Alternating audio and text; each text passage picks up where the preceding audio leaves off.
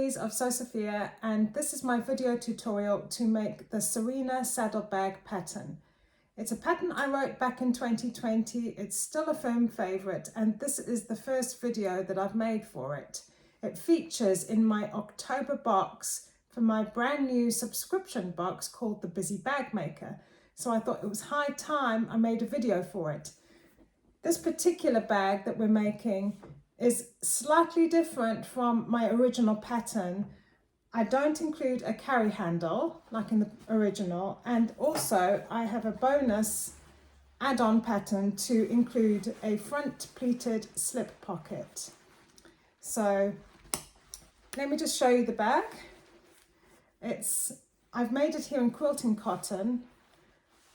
It has a lovely curvy shape and the classic letter D design. It has piping on the flap, so you'll learn all about how to sew on your own piping. It has a magnetic snap closure. You have the option of adding this front pleated pocket, which extends to pack more in. And I've also included triangular rings and swivel snap hooks to attach a contrasting shoulder strap. Now inside the back, let me just take out the tissue.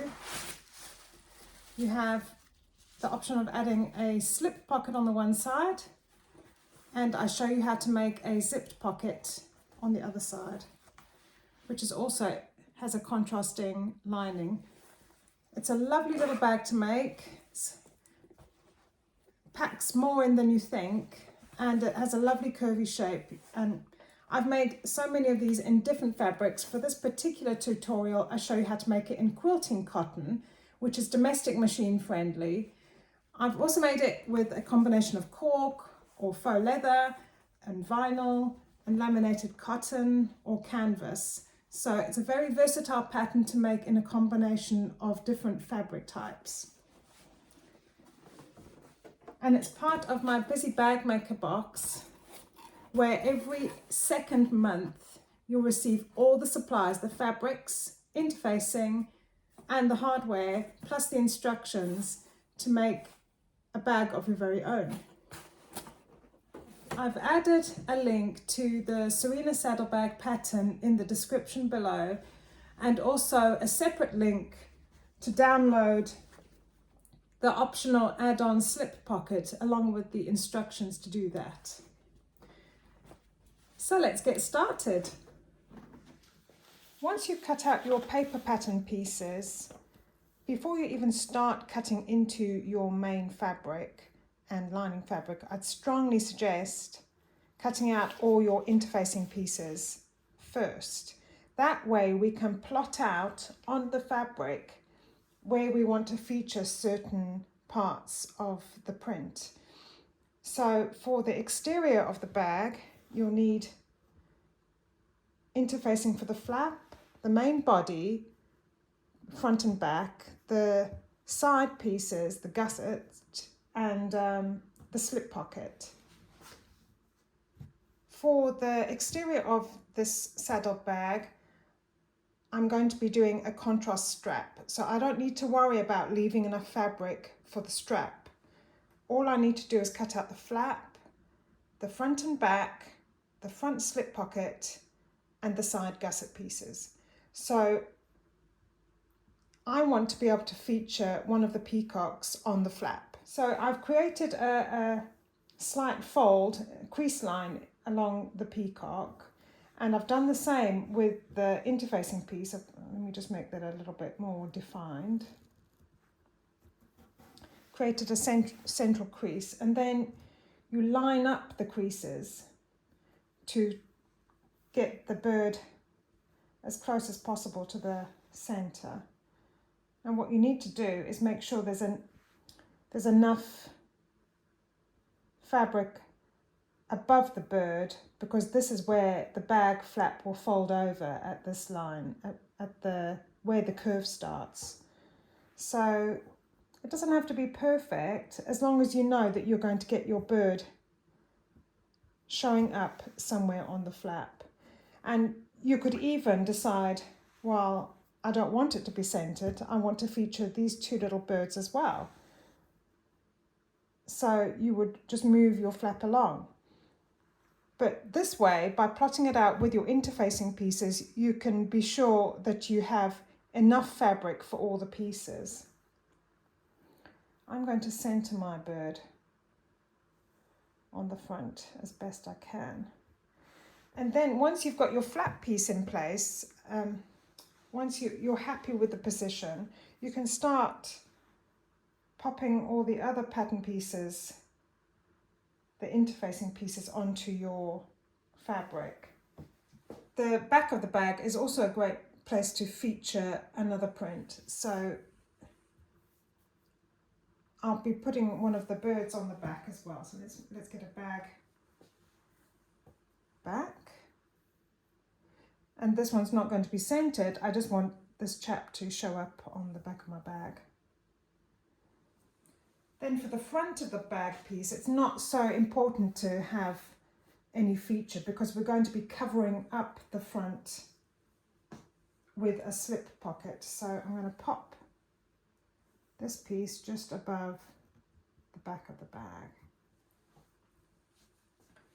And then just moving that along to show you.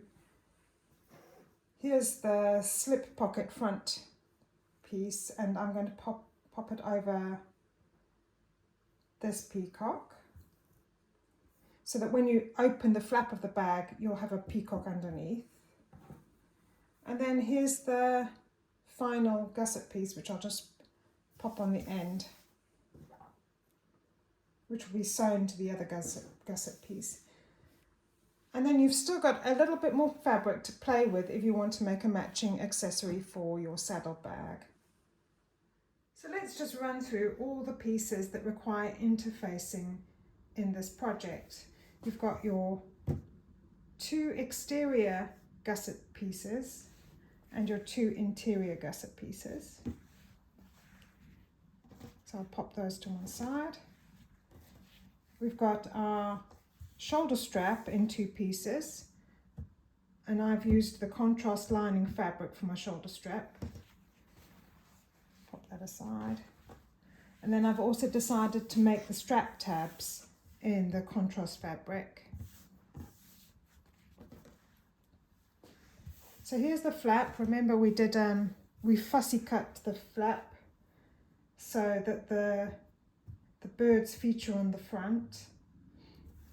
And then here's your lining contrast, and the front flap will have 1 layer of woven cotton interfacing. For the back, I'm putting an extra layer of interfacing, but I've trimmed down the seam allowance all around because this is the fabric that we'll be installing the magnetic snap. So I've just added an extra layer of interfacing minus the seam allowance just to reinforce the fabric a bit more. So that will be your flap. And then I've got the front and back of the bag with their lining counterparts, like so.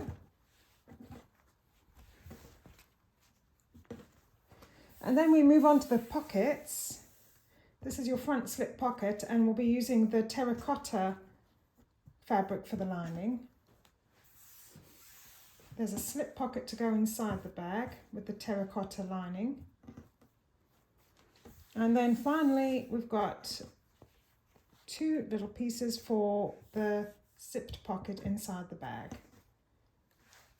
So now we need to just fuse the interfacing onto the wrong side of each of these pieces, making sure you've got the rough glue side facing down, because that's the side that we'll be fusing, and the softer side is on top. And you'll just fuse this on a gentle low heat, no higher than 2 on your iron setting, and I'd advise you use a pressing cloth or a tea towel as well to make sure that none of the interfacing glue ends up on your iron. Lay your front and back body pieces onto your foam interfacing. Here I'm using a headliner. It's also known as scrim foam. I use a 3mm scrim foam. It's actually used in cars, in car upholstery. And you just cut all the way around.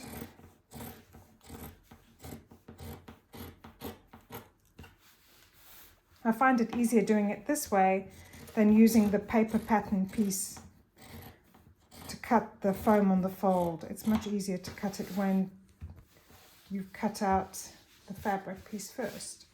And then you just take some clips to hold the body piece in place on the foam,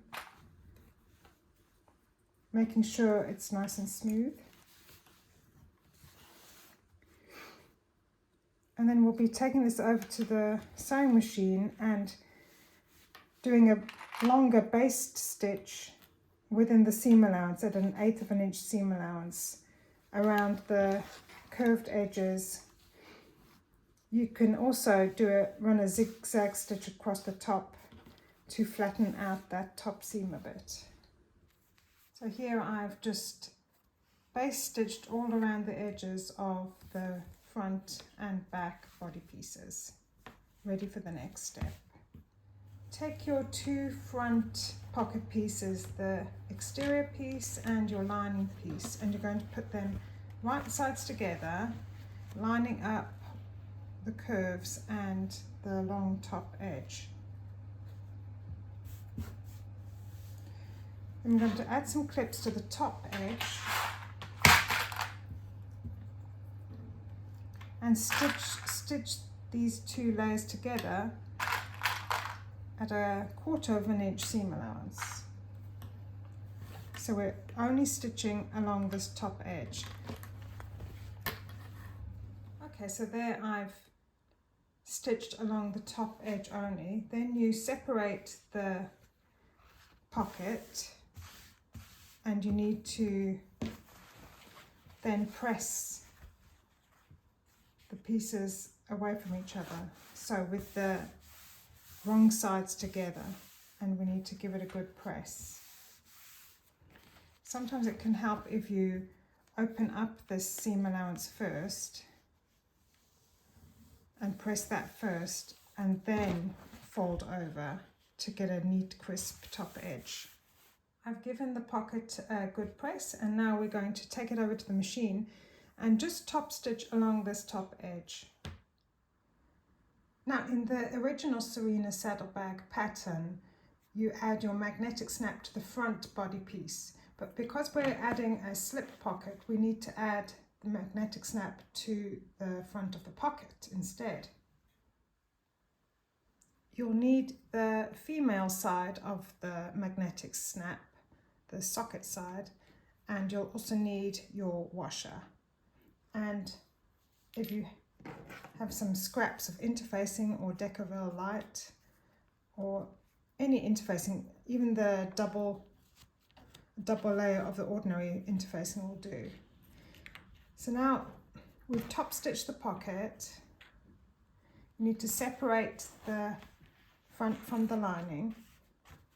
And what I've done is I've already gone ahead and fused a square of interfacing to the center area of the pocket piece, just about 1 inch up from the bottom. Now we need to find the center of the pocket, which you can do just by folding it in half and finger pressing to make a crease. Okay, let's just separate that pocket again. So there I've made a center crease. Then you need to measure up 1.5 inches from the bottom edge and mark your center. Then you take your washer and you place it over so that the whole of the washer is where you made your mark. And then you draw the two slits with a pencil. I just use a pencil because you're not going to see them. You can just about make them out through the leaves. Then you take your sharp seam ripper. It has to be sharp, otherwise you can cause the fabric to fray. And you very gently pierce through the fabric and just cut a little slit in the fabric, and again through the other slit. Just enough to get the prongs through from the magnetic snap. Now what I usually do at this point, if you have some, is use a bit of fray check. Right, so just a dab of fray check here if you have some. This one that I'm using is called Alina's Stop Fraying. And then you can go ahead and just insert the prongs into the slits that you've just made. And if it doesn't go through, you'll need to make the slits a fraction bigger. But there, as you can see, I've popped them through. Let's just turn that over now.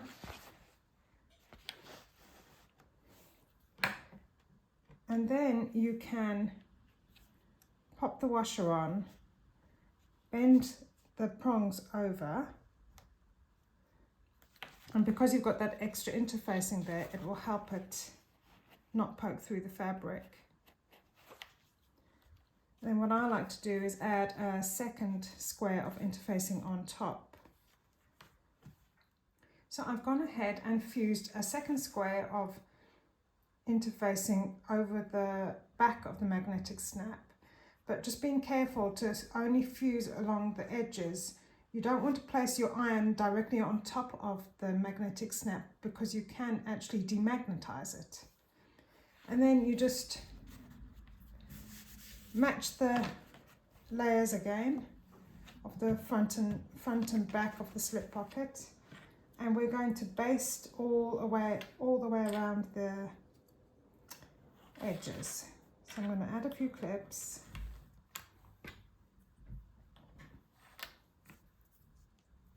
All the way around. And we're going to take this over to the machine and just baste the two layers together now. Oh, I've run out of clips.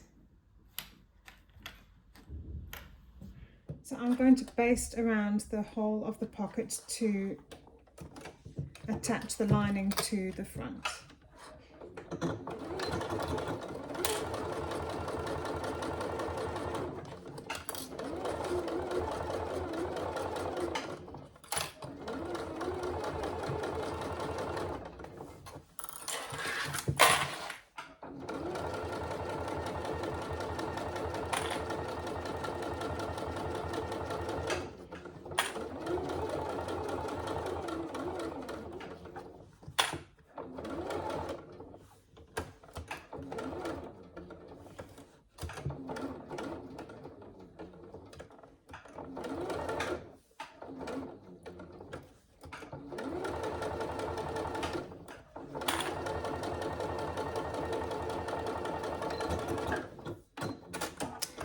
There you go, that's the two layers secured. Now you take your pattern piece for your front slip pocket. This is my template, and I've marked two lines for a dart along the bottom curved edge. You need to just cut on your paper pattern, not on the fabric. Just cut the two marks, and then you fold that little piece away. And then what you do is you position it on the lining side of your front pocket. Just position it at the curve, and then just draw the lines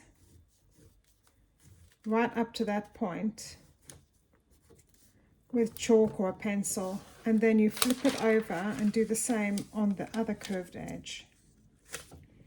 Because we're now going to create a couple of little darts just to add a little bit more room, a little bit more space to this pocket.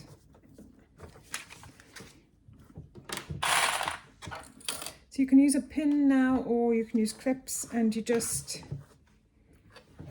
if you flip it over, you need to fold it in the center of the two lines that you've just made, and try as best you can to match up the two lines on either side. You'll be essentially sewing at 1/4 of an inch seam allowance here. So, and all you're doing is you're going to stitch up this line and back stitch when you get to the top.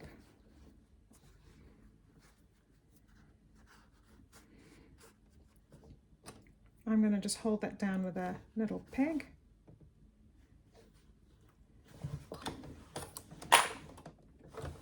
Let me just reposition that. That's all right.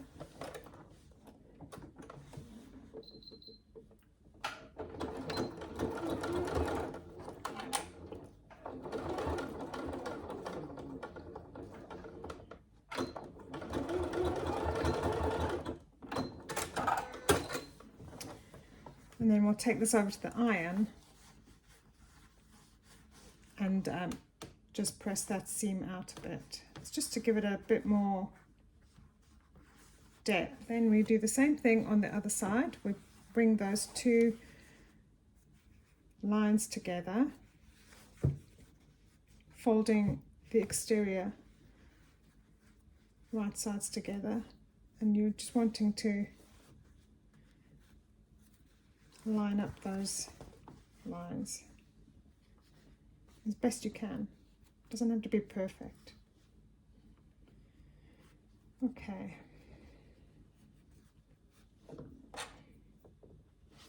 And then you just, again, just stitch the line.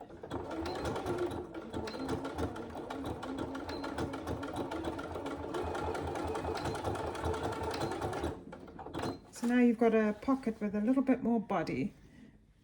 I've gone ahead and made the darts. So if you flip that over, it looks like that on the wrong side. In fact, I need to trim those threads. And I've given them a bit of a press as well. So there's your fuller slip pocket. Now we need to place it on top of the front body piece. So you find your center mark of the front body piece by just folding it in half and finger pressing to make a crease. And then you've still got your center line from your slip pocket. So what I do is I line those up first, the two lines up first. Then I add a clip to the top edges, like so, making sure they're more or less even on both sides.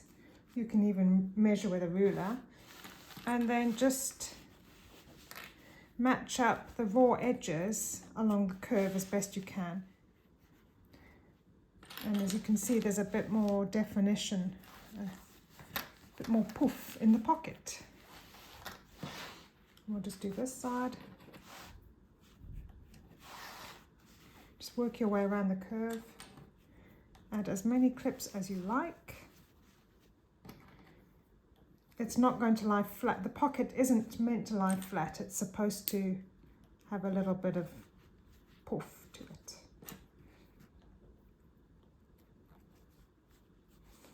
And you've got a little pleat there, which adds a nice bit of detail. Okay, so now I'm going to take this back to the sewing machine and baste all the way around to secure the front slip pocket to the front body piece.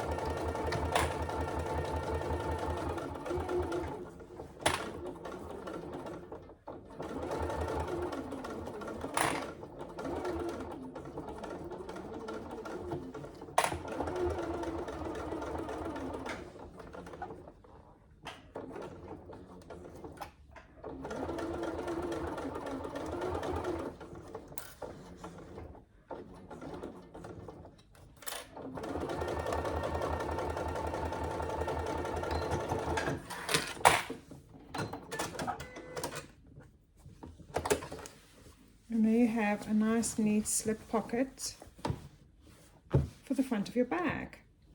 Moving on to the flap now, I'm using a sew-in fleece behind the main flap piece. In my pattern I do suggest using a fusible fleece, but you can use a sew-in fleece as well. It depends on how many layers your machine can handle. For the fusible fleece, you would cut around the seam allowance to avoid those edges, and then center the fleece and fuse it in place. You can also do the same thing with sew-in fleece if you'd like. You can trim down the edges, and then instead of putting your interfacing on first, you center your fleece on first and then iron on your interfacing afterwards. That's just another tip if you don't have any fusible fleece. So because I'm not using a fusible fleece here, I'm going to just baste the sew-in fleece to the back of the front flap piece. So I'll secure it with some clips first and just make sure it's as smooth as possible.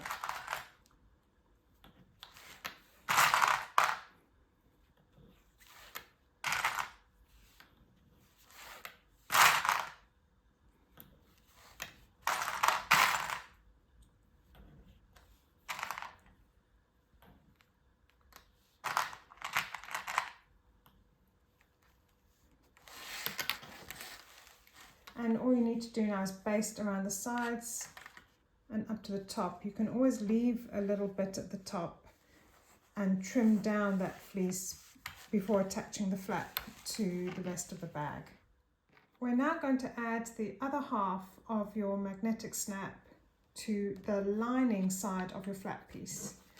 So I've already interfaced the flap and I've added a couple of squares of scraps of Decaville light on the back just for extra reinforcement, because your flap is going to be opening and closing all the time. Then you need to find your center as you did with the slip pocket, which you could do using your pattern piece instead, but anyway. Now where you've left the center crease, you need to measure up about 1 inch and mark your point there, mark your center. I'm using a pen for this because my pencil will not be able to show up on the fabric. Then you place your washer again over the hole, over the point you've made, and just mark your slits. Okay, then again I'm going to very gently cut the slits out.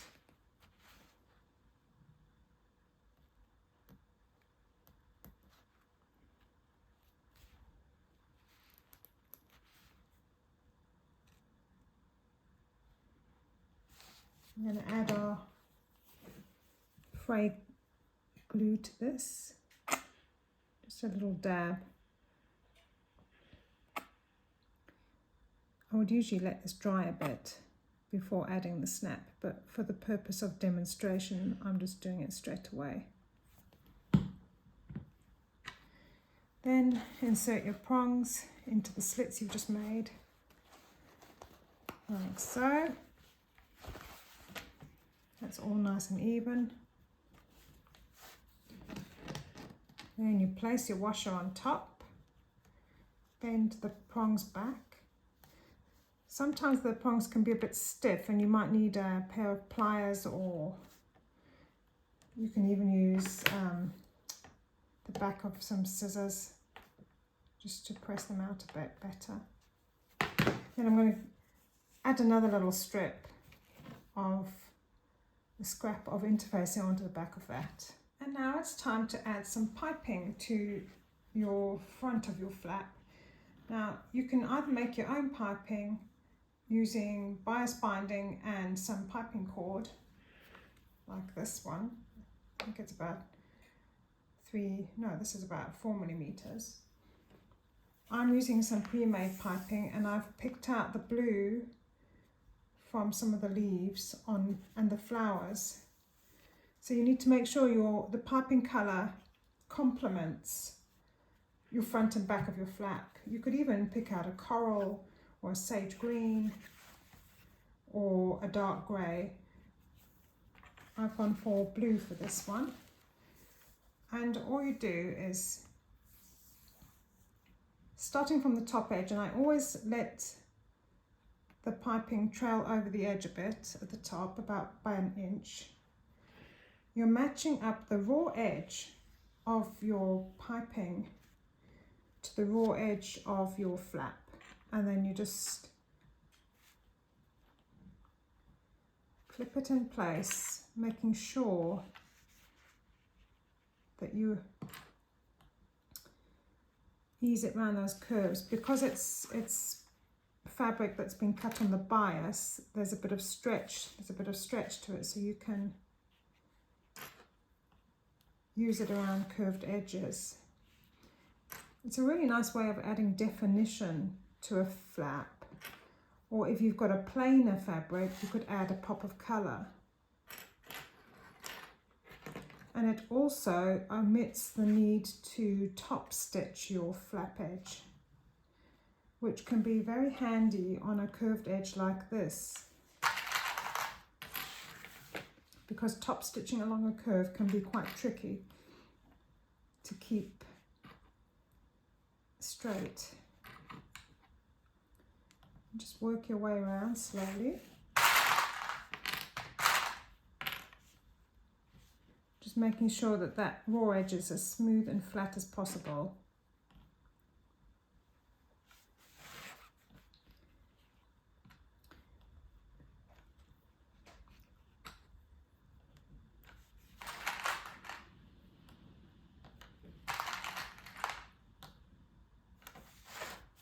And coming up to the top edge, it doesn't matter if it trails off, we can trim it a little bit afterwards.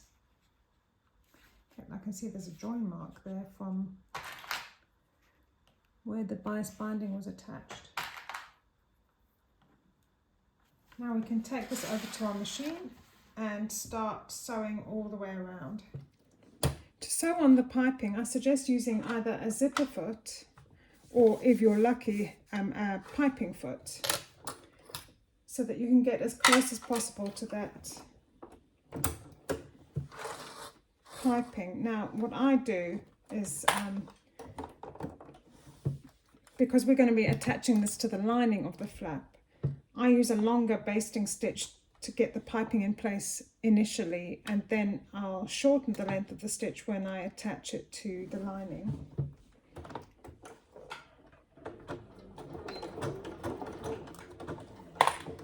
I just find that using a longer stitch here helps secure the piping in place as flat as possible. You might need to maneuver it a bit around the curves.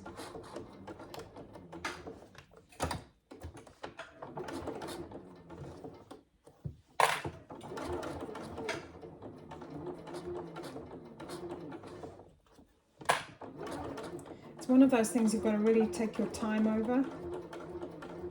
It's not to be rushed if you want a perfect piped result.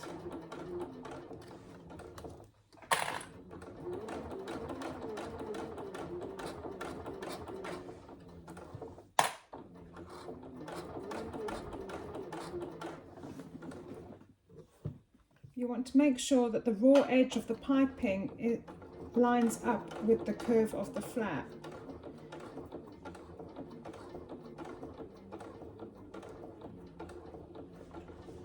If you see the flap poking through, the flap fabric poking through, you need to just realign as you go along.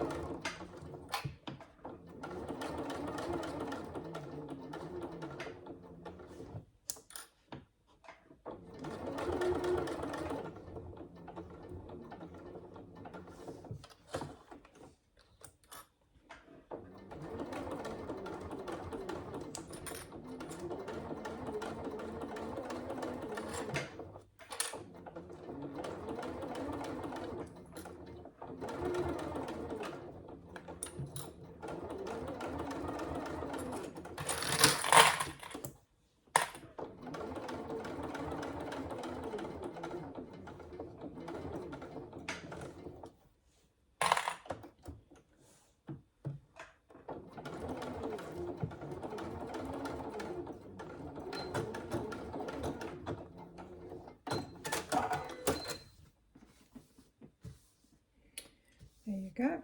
And what I do at this point is I ease out some of the piping cord, maybe a good inch, and just give it a trim.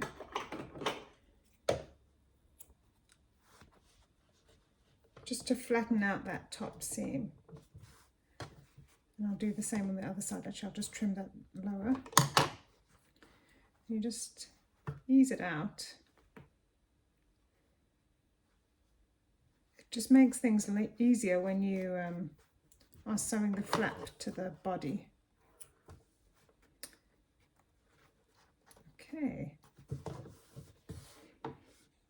If you don't trim your piping cord far enough, you can just open up the binding a fraction, trim it down, and then fold it back up and then re-sew that little section, because you really don't want to catch the piping in your stitching when you're sewing the flap to the bag. So I'm just going to close up this binding again.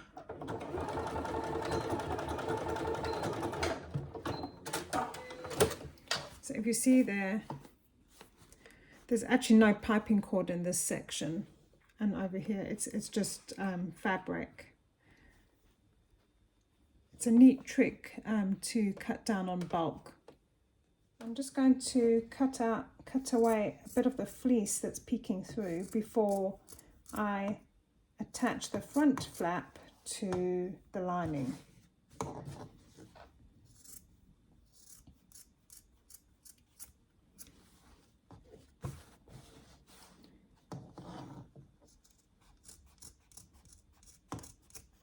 Yeah, that's about it. So now we need to attach the lining of the flap to the front of the flap. So you do this by placing them right sides together and aligning all the raw edges. And then you need to start clipping. I usually start from the top edge and work my way around. If you clip along both top edges first, making sure not to push the piping towards the seam. It needs to be towards the center.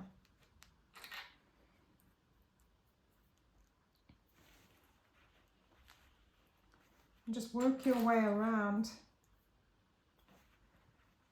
the flap. The lining of the flap may be a fraction bigger than the front flap piece because it doesn't have the piping that caused the fabric to contract a bit. But that's okay.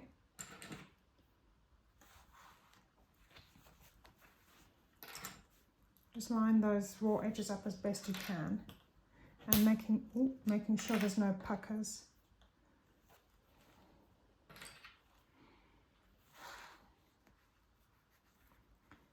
And just making sure as well that you're not folding that piped edge in any way.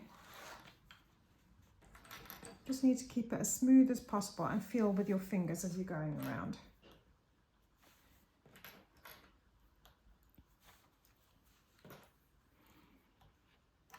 And one more clip.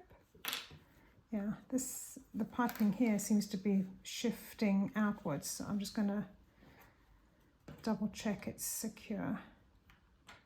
You do not want to sew directly over the piping cord.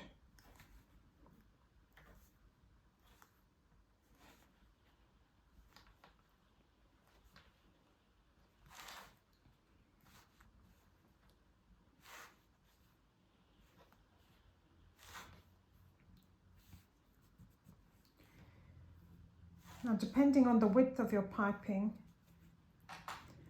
it could be 1/2 inch or 1/4 inch. I'll be sewing this at 1/4 inch, and I'm going to just sew slightly in from the basting stitches that I made before, because that will be more or less 1/4 inch.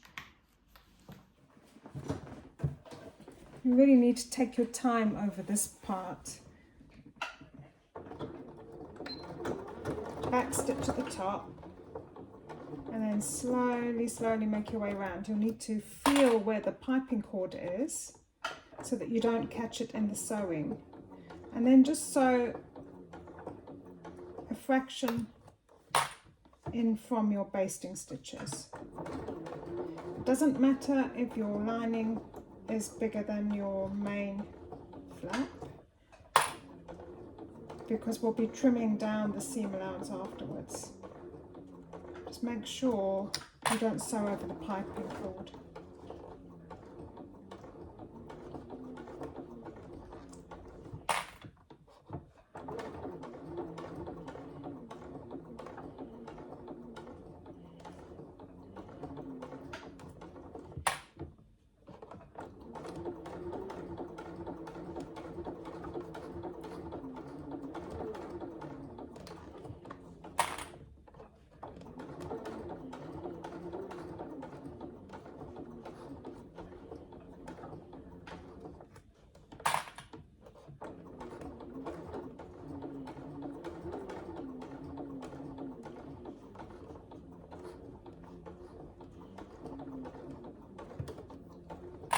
What you mustn't do is trim your seam allowance down straight away. You need to turn this through, double check that everything's straight,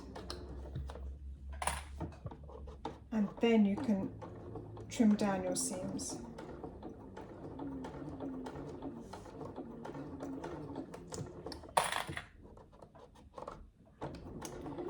I quite often have to redo this step if I haven't stitched close enough to the piping.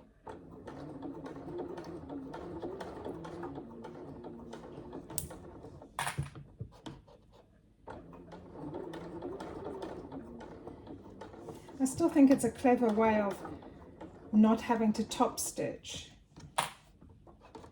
because not all of us are perfect with our top stitching, me included.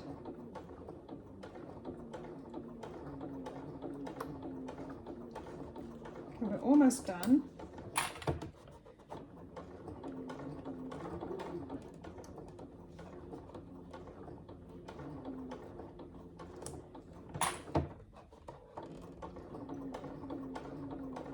Oh, I'm going to need a glass of water after this.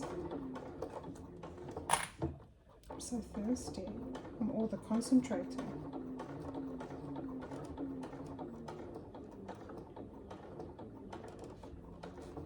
That's also why it's useful to use a contrasting thread, so that, I mean, if you're using white thread, you won't be able to see the lines, the stitch lines as easily on the fleece. We are on the home stretch. Okay. And then just back stitch when you get to the end.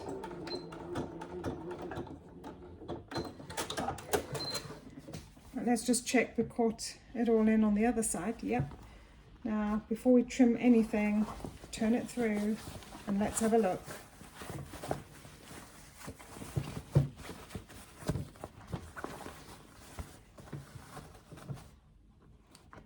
See a few threads peeking out there.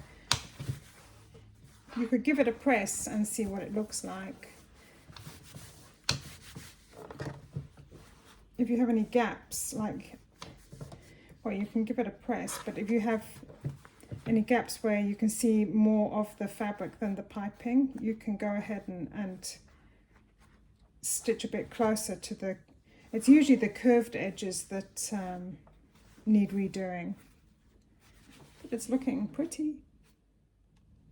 So you don't have to, if you don't want to, trim all the way around. But I would suggest shaving the fleece towards the top side edges of your flap, because that's where it's going to be the bulkiest when you're attaching it to your bag. And you can shave it a bit, trim down the lining. It's not essential because we're going to give this a good press, and also along the curves. You shave it a bit without cutting into the stitching, just be careful. It just makes the curves a bit crisper.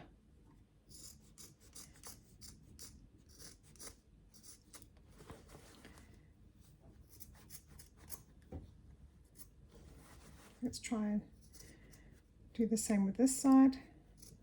I'm just cutting away at the sew-in fleece here, and the lining's a bit bigger, so I'll just trim that, neaten it up.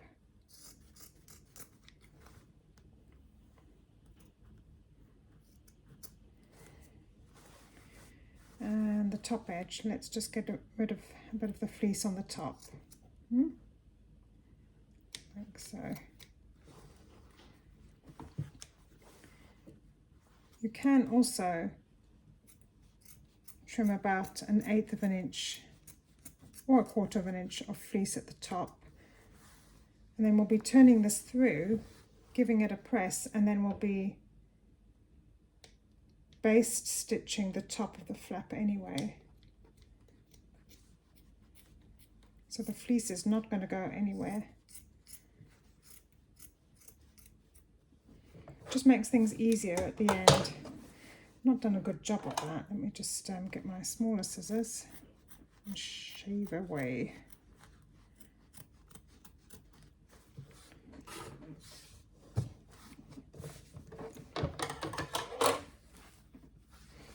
And a little bit down here.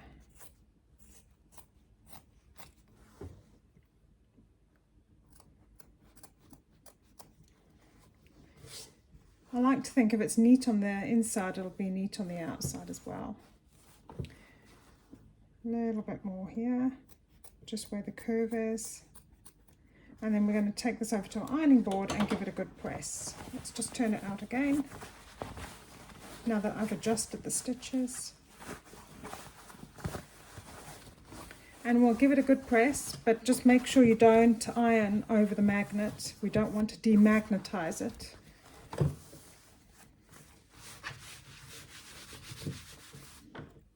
So here we have the finished flap. I've basted along the top edge just to close it and given it a good press so it looks nice and neat now on both sides. And you'll see how it's going to look when you attach it to the front of your bag, like so. There's still some room there to attach the front of the bag to the gusset. The flap does hang quite low on this pattern.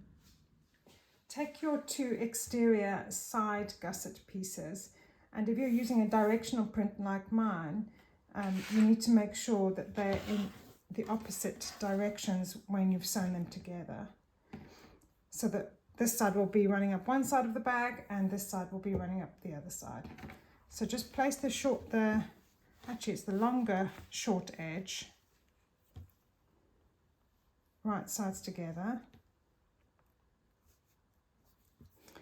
add some clips, and then we'll be stitching this at a 1/2 inch seam allowance.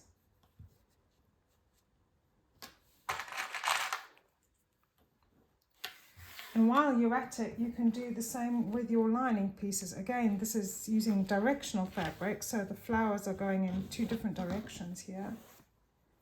So make sure you do the same with the lining.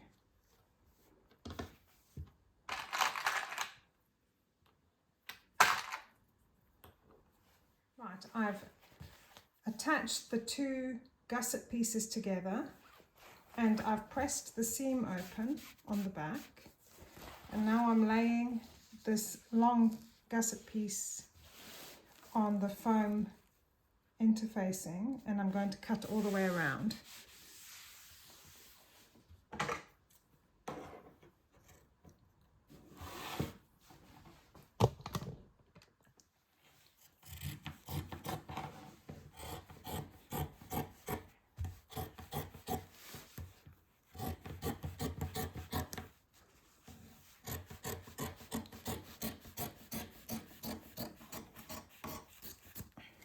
Move all this wadding out of the way.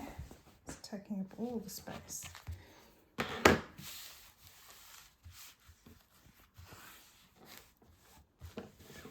quickly just tidy this up a bit. And just bring this down. Okay.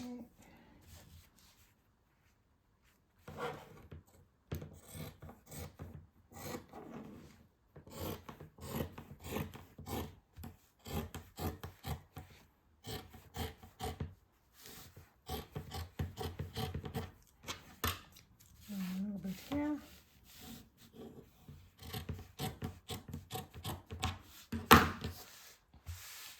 Then we just need to use some clips to hold the layers together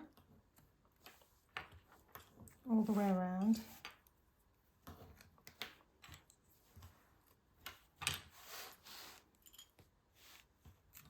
And then, like the front and back pieces, we're going to base stitch along the two side edges within the seam allowance. And you can always trim the foam if it peeks through. You can always trim it afterwards, but quite often the fabric contracts when you're doing this step. So make sure your machine's on its longest stitch length and then base stitch all the way around.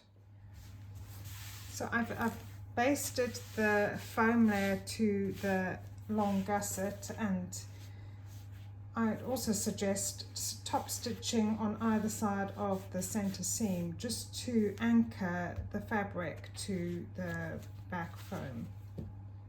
Moving on to the gusset piece and adding the strap tabs, it's a good idea to double check that your gusset piece will go around the edges of your main body piece. Now I've taken the back piece here of the exterior, and it's just to double check that this gusset will be long enough to go all the way around. So fold your body piece in half and make a center crease, and then position the center seam of your gusset piece on that crease that you've just made and secure it with a clip. Then you take each top corner and attach it to the corner of the body piece, like so. And it's the kind of gusset where you need to ease it around slowly and using lots of clips to hold it down. I think it's worth adding this step. It's not actually in my pattern, which I wrote a few years ago, but I know it can be quite frustrating when a gusset does not fit properly. So if it doesn't fit, now is the time to tweak it before you continue with the strap tabs. So what I do is just add a few clips all the way around, and you're easing the gusset into place following the curve, like so. I'll redo this step when I'm adding the gusset after I've added the strap tabs. You just press it into place, and then for the corner bits, you turn it over, you'll see this is going to fit perfectly. What you don't want is to have a crease like that or a fold in your fabric. You need to be able to ease it into place, which usually means just maneuvering the fabric a bit. So I'm happy with that, and I'll go ahead and add my strap tabs to the gusset piece. If you do find that there are too many folds, it usually means that your body piece is too big for your gusset. So you can either trim down your body piece a fraction to make things fit, or what you'll need to do is reopen or unpick your gusset piece, which we stitched. Remember, we stitched it at a half. Here's the lining piece. We stitched it at a 1/2 inch seam allowance. You might need to unpick that and restitch it at 1/4 of an inch seam allowance or a centimetre, 3/8 of an inch, depending on how it fits on your body piece. And it's usually because we've added an extra layer of foam padding and it's caused the fabric to contract. I'm happy with mine, so I'm going to go ahead with my strap tabs. So take one of your strap tab pieces, it's 2 inches by 5.5 inches, and I've already ironed the interfacing on the back, and you need to draw a center line, so at the 1 inch mark.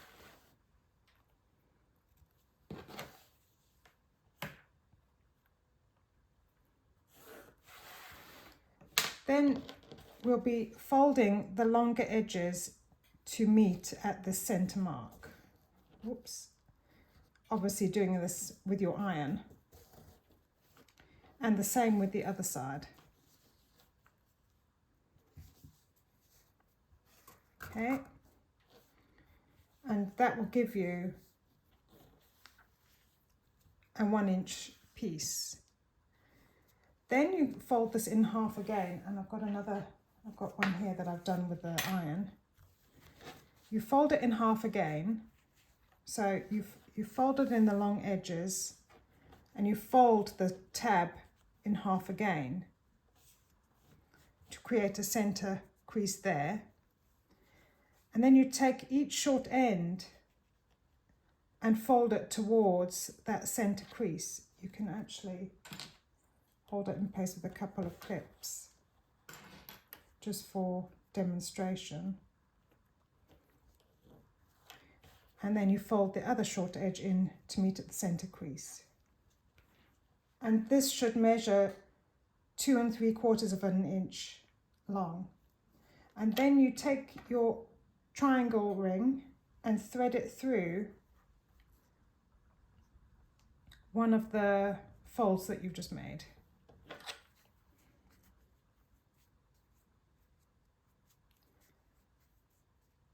Now you can hold this down with clips for the moment, but I usually get my glue out, my fabric glue or double-sided tape, just to hold them in place before we attach them to the gusset. Now you take your gusset piece and just fold it in half to create a center crease. I might just mark that with a little pencil. Then you measure down 1.5 inches. That's 38 millimeters. And make a little dot. And we're going to be positioning, centering the strap tab on that mark that you just made. The fold line along the ring will meet at that mark. And we'll be sewing a rectangle to secure this in place. This is where glue or double-sided tape can come in really handy here. So because you're not going to be able to do it with the clips in the way. So let me just get my glue. Hopefully I won't get into a gluey mess on camera. I'm going to add a dab of glue to the center here,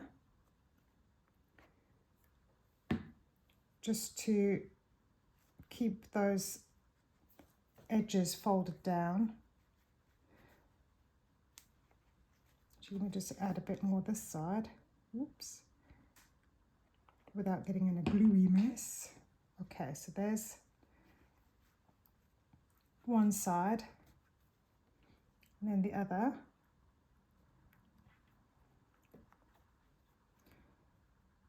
I use Beacon Fabri-Tac glue. It dries transparent. It's transparent and it dries transparent.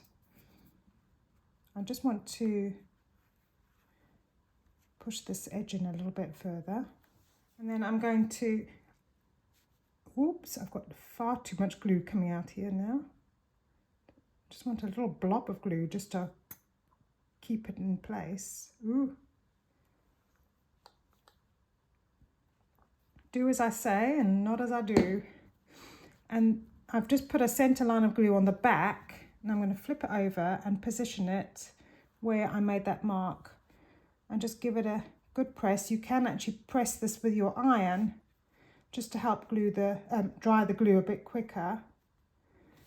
And then we're going to take it over to the machine and sew a rectangle around the edge. Well, top stitch as close as you can to the D-ring or to the triangle ring.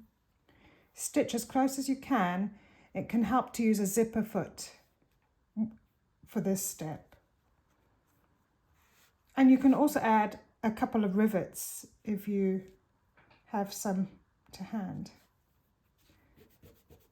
And then repeat that with the other side. So I'm going to sew a rectangle to secure the strap tab in place. And I usually start at the top and make sure you backstitch when you reach every corner of your rectangle, just to double secure the stitches.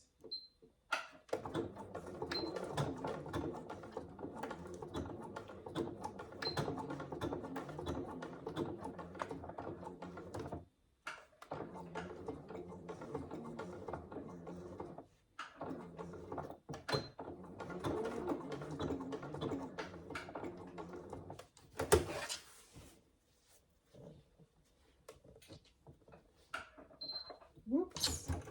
Okay, down the side.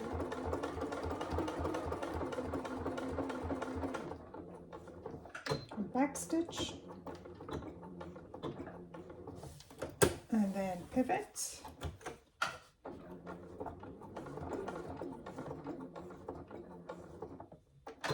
Back stitch.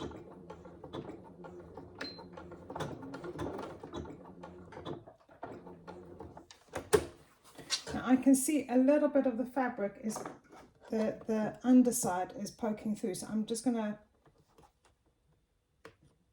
poke that under, tuck it under a bit more. If you do find your fabric pokes through a bit after you've sewn it in place, you can always add some anti-fray glue or hand stitch it under a bit.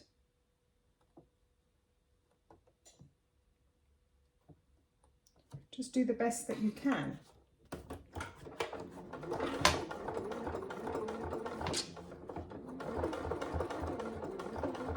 And it's important to back stitch at the top because that's where the strap tab will take most of the strain.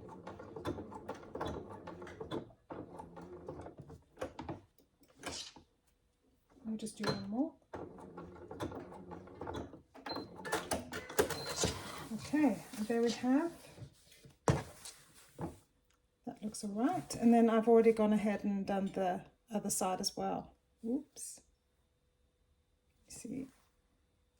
I should point out that in my original pattern, I actually attached the swivel snap hooks to the strap tabs because I create a short handle as well for the saddle bag. And because these are more expensive than the D-rings or the triangular rings, it's really to save on cost more than anything. But I'm not making a short handle for this particular saddle bag, so I've gone ahead and put the triangular rings on the strap tabs instead. And I'll be using the swivel snap hooks to attach the shoulder strap later on. Moving on to step 14 of the pattern, we're now going to attach the gusset, the finished gusset piece, to the exterior body pieces.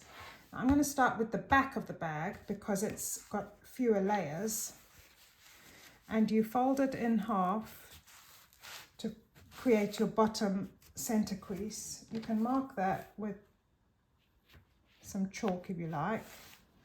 We already have the center seam of the gusset that we created when we stitched the edges together. Match up those center seams with the right sides together. So turn the gusset over and line up that center seam with the mark you just made. Okay, like so. Then we're going to take each short end of the gusset piece and line it up with the top of the body piece. And you can put more than one clip in there just to secure it. And the same with the other side. And make sure that the ring is pointing down. Line it up. Add a couple of clips. And now you need to work your way around the gusset, adding clips every inch or so. You do need a lot of clips for this stage. Do all the straight edges first before moving on to the curved bits, which are the trickier bits.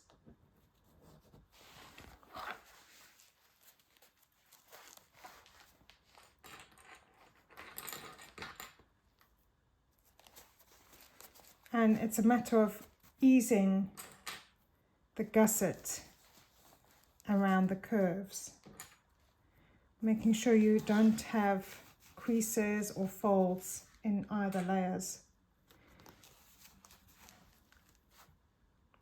Just do the best you can. It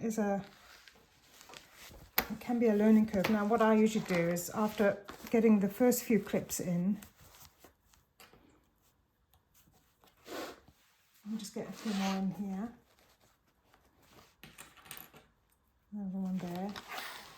And when I get to this stage, I flip over, because now I need to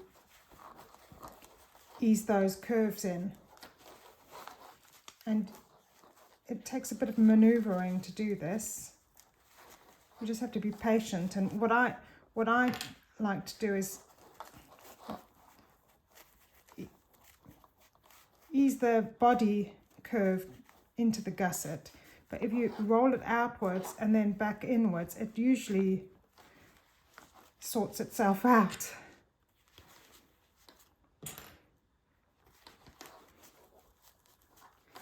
You might just have to reposition a few clips as you go along,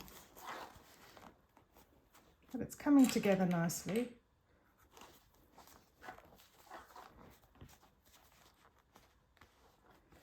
See, that's just how I want it to be. And then the other side, just ease that body curve into the gusset, like so. You can roll it out, roll it back in, and you can see how it lines up when you do that.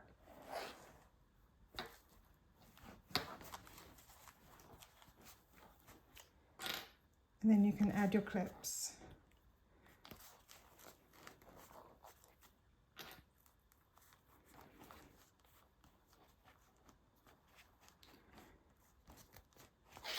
And then with this side up, I'm going to take it over to the machine, and starting from the top corner, stitch all the way around the curved edges, making sure you back stitch at the stop and start.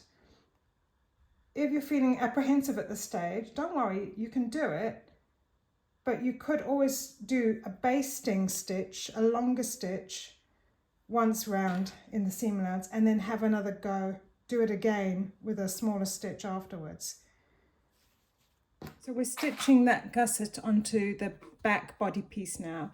Just make sure on both sides that you've clipped the layers together. And we're sewing this on the body side, the wrong side of the body piece, and at 1/2 inch seam allowance. So if you do have any tiny creases, you probably won't notice them when you finish around the curve.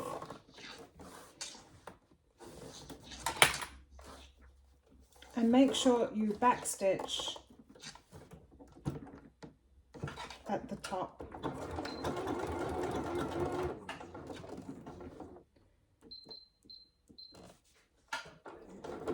And also feel for that ring. You don't want to sew over your ring.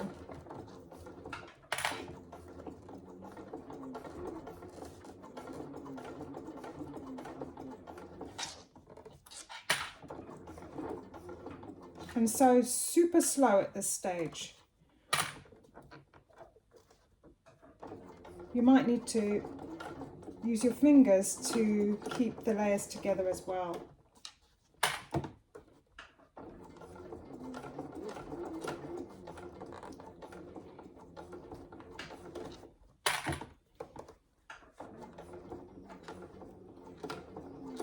Now I can feel the corner, the gusset curving here, so I want to make sure that I keep it as flat as possible as I'm turning. So sometimes you have to lift up the presser foot, smooth it out, lower it and carry on, and just take your time around these curves. You might actually find you'll need to stitch around again afterwards, but let's see how we get on. See, it is starting to bunch a bit.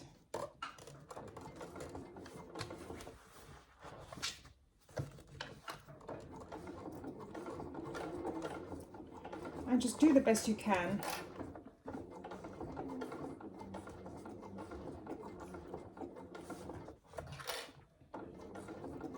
Smooth it a bit.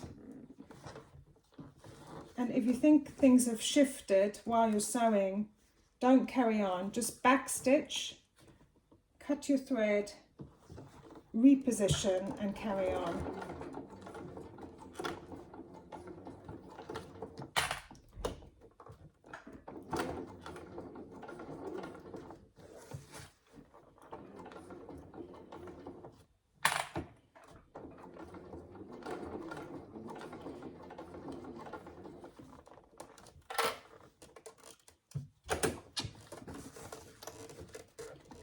Whew, almost there.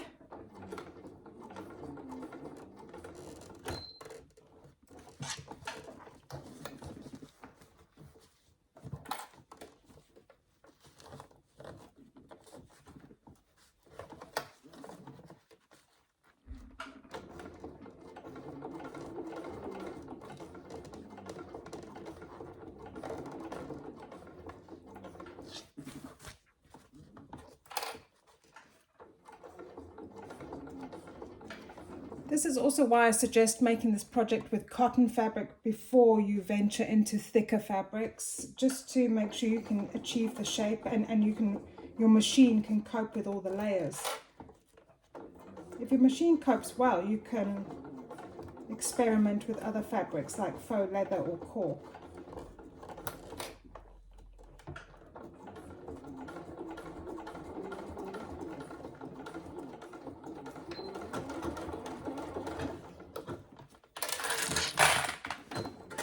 Okay, let's see how it looks. Well, it looks all right on this side. Will it look okay on the other side? The stitching looks even, so I'm happy with that. Let's just have a look. Let me turn it over.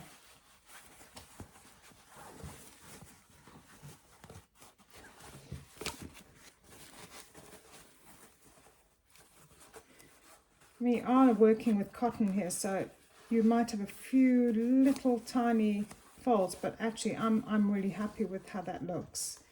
There's a tiny bit there, but that can smooth out with the press of an iron. Happy with that. Sometimes just a blast of steam can just ease out any tiny little creases. So that's one side done. And now we can attach the front of the bag. So now we want to add the front of the bag to the other side of your gusset. So again, find your center crease, find your center mark along the bottom edge.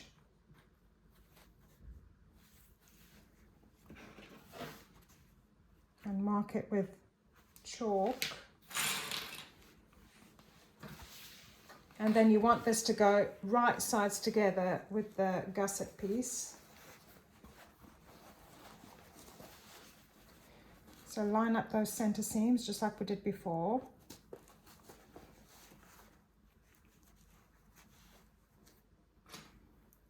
And secure with a couple of clips.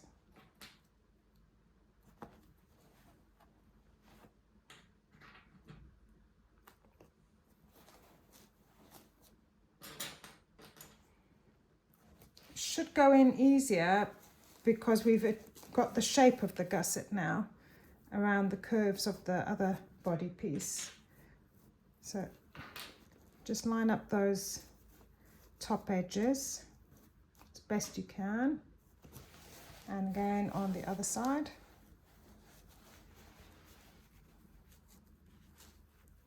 Making sure that the rings are pointing down into the bag. And then start working your way around the curves just like you did with the back.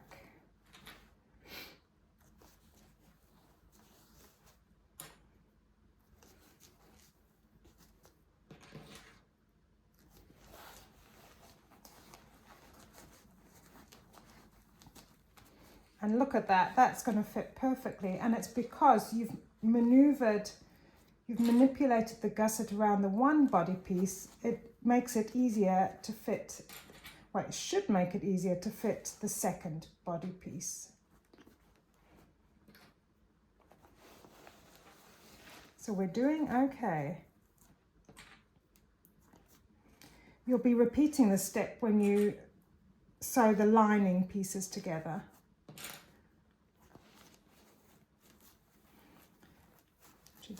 This curve's a little bit baggier, so I'm going to roll it outwards, roll it inwards. Just ease it down into the gusset. And again, because we're sewing at a 1/2 inch seam allowance, any little creases will just disappear.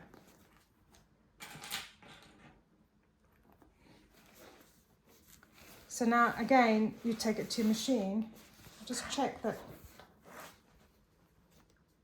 it's all even underneath. Take it to your machine and starting from the top right edge, work your way around to the other side.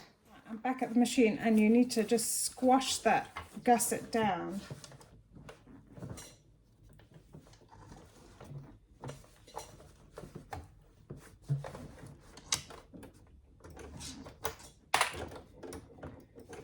Okay, let's go.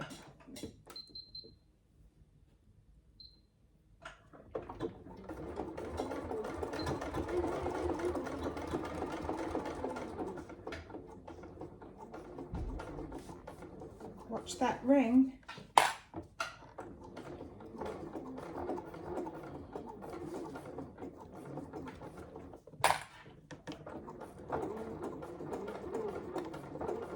You're working with a thicker layer here because of the slip pocket, so just be mindful of that.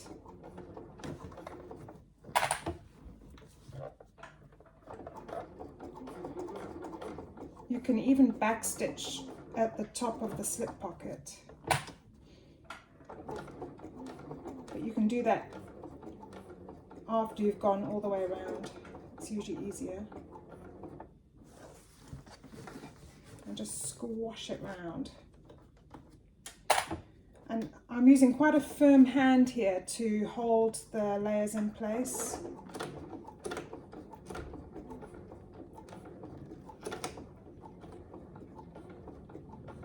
Go super slow. Oof.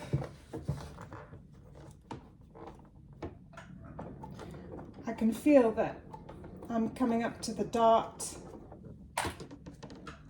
fold on the slip pocket now, so it's extra thick.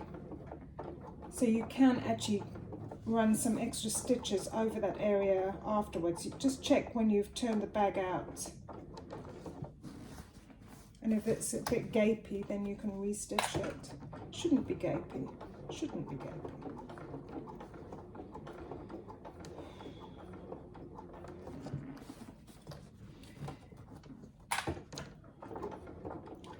If you find that this bag is tough on your machine to sew with all the layers, you don't have to use this foam wadding. You can use a thinner interfacing or sew-in fleece, the same fleece that you use for the flap. The bag will still turn out nicely. The foam just adds a bit more structure, but I have made this style of bag plenty of times with just a simple sew-in fleece. It really depends on how many layers your machine can handle.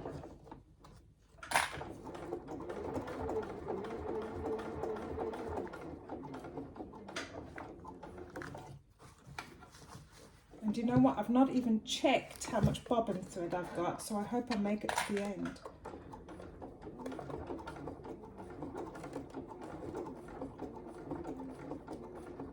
Now just take your time on the last bit. Got so many clips here.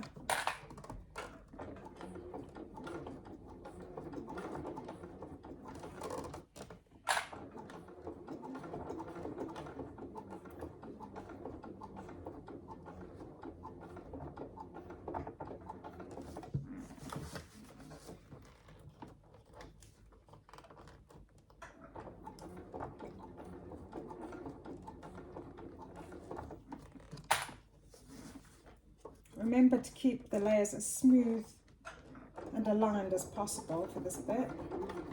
It's the last curve. Ooh.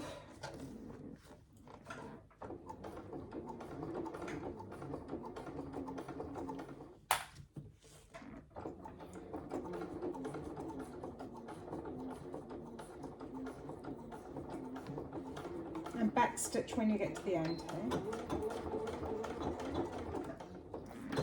Okay, let's see how that turns out. First of all, look on the outside. I don't see any visible folds. Now we can turn it right side out and check how it looks.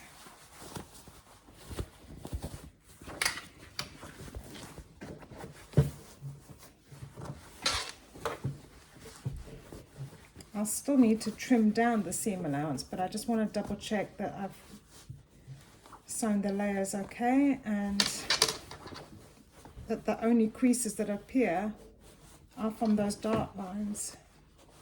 Right, let's have a look.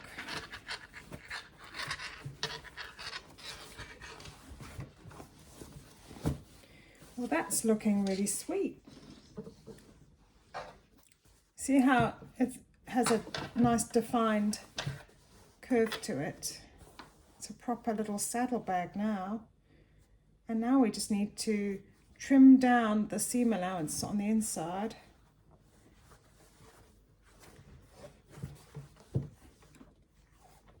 One thing I did do on the back, I was stitching with my longest stitch length, so I'm going to go around that again on the inside with a shorter stitch length. But then it's looking good. I'm going to go ahead and trim the seams down just a fraction. So I cut on the diagonal at the very top into the foam, because that's where that's the bulkiest part, and just being careful not to cut into your stitches. And then I just trim about 1/4 inch all the way around, especially around the curved edges. It just helps to create a more defined curve.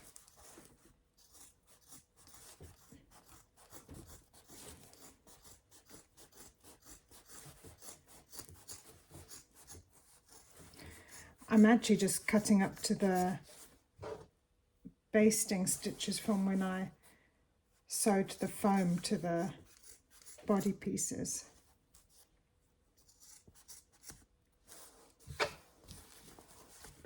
It's more important to get the top seams trimmed a bit for when you're attaching the main bag to your lining and your flap. So I'm just going to shave away those corner bits. The same with the gusset edge.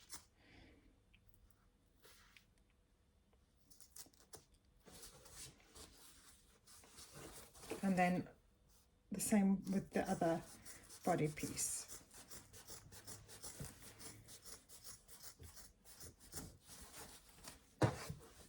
So our bag is really taking shape now, and we can move on to attaching our flap to the bag. So we're going to be attaching it to the back of the bag. And what you need to do is just turn it so they're right sides together. And you just need to center the flap along the back edge. There'll be about 3/4 of an inch on either side. Just making sure that that wadding is also, the foam wadding is also held down. You could actually baste stitch the wadding to the main body piece first, if you like. I'm just holding it with a few clips. So you place your flap centered and just clip it in place. I'm eyeballing it. I probably should have marked it with a bit of chalk.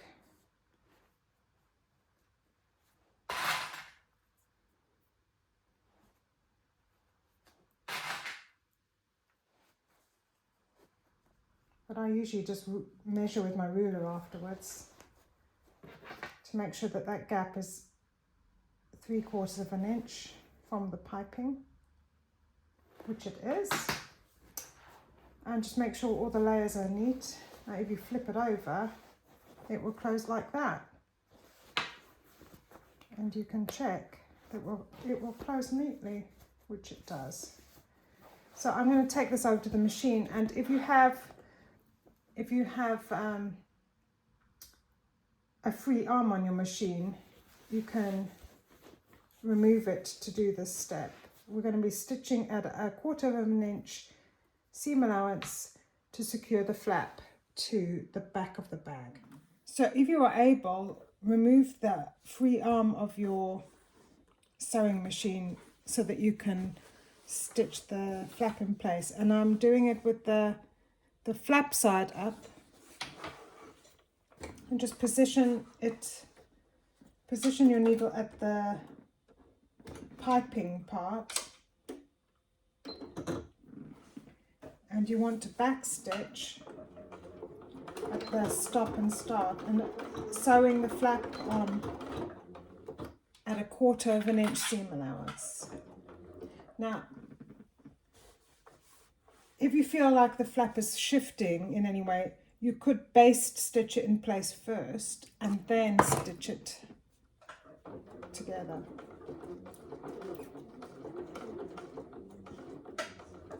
It's important to take your time so that it doesn't shift, and hold the fabric down firmly while your machine sews through the layers.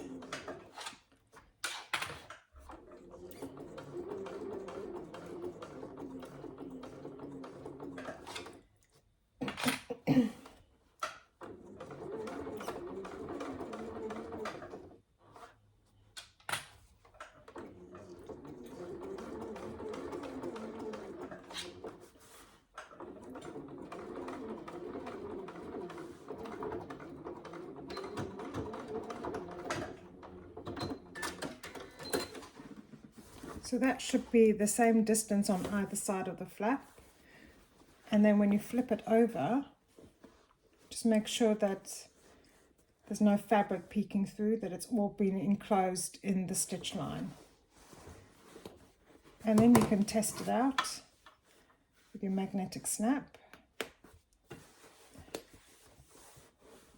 And there you go. Now we can move on to constructing the lining.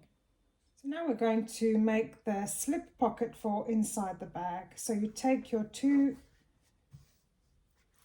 pieces, these are the 8" by 6" pieces, and you need to place them right sides together. First, you make on the back of the piece that you've added the interfacing, you need to mark 1.5 inches in from the top edge on either side.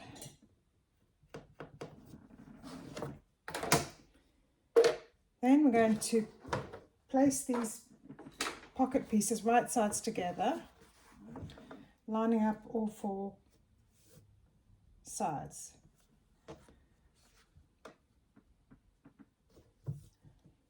Then we add some clips all the way around. I'm actually going to add one of my Sophia labels to one side of the pocket.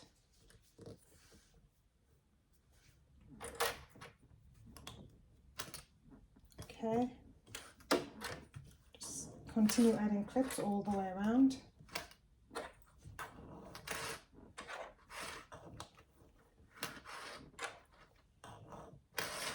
And then you start sewing from one mark all the way around until you reach the 2nd mark, and make sure you back stitch at the stop and start.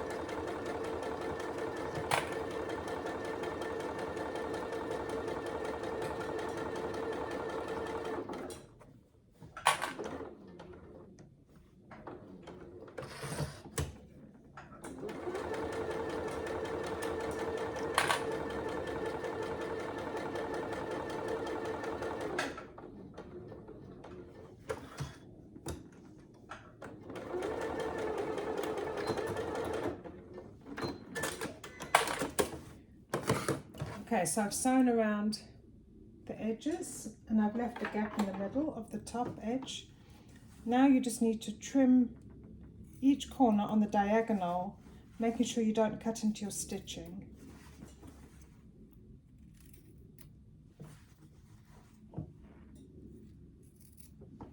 So it looks like that.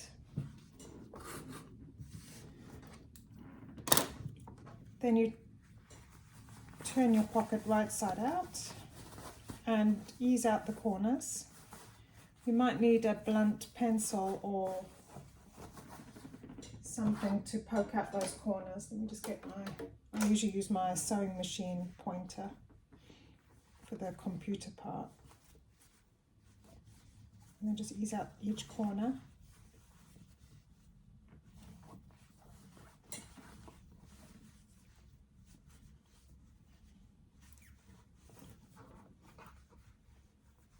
There you go.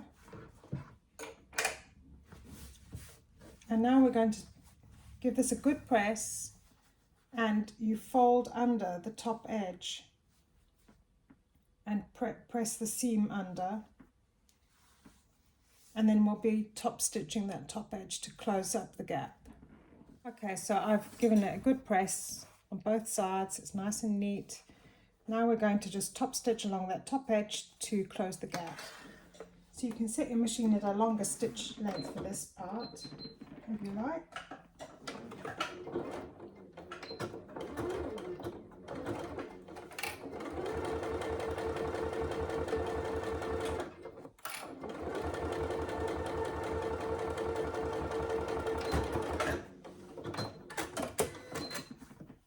Okay, and then we just trim the long threads.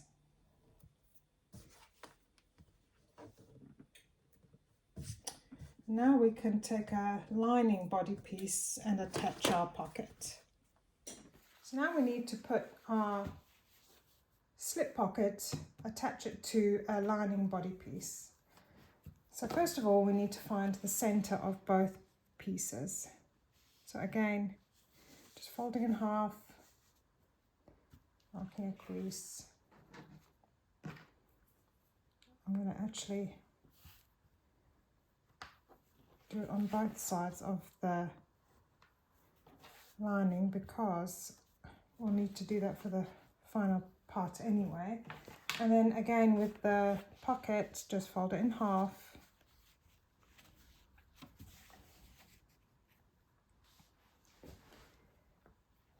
To make a center crease. And we want to line up those creases so that the pocket is nicely centered. And 1.5 inches down from the top edge. So let's just measure that.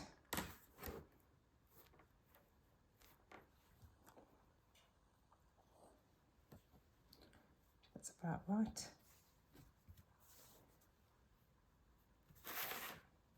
And then you take some pins, pin it in place.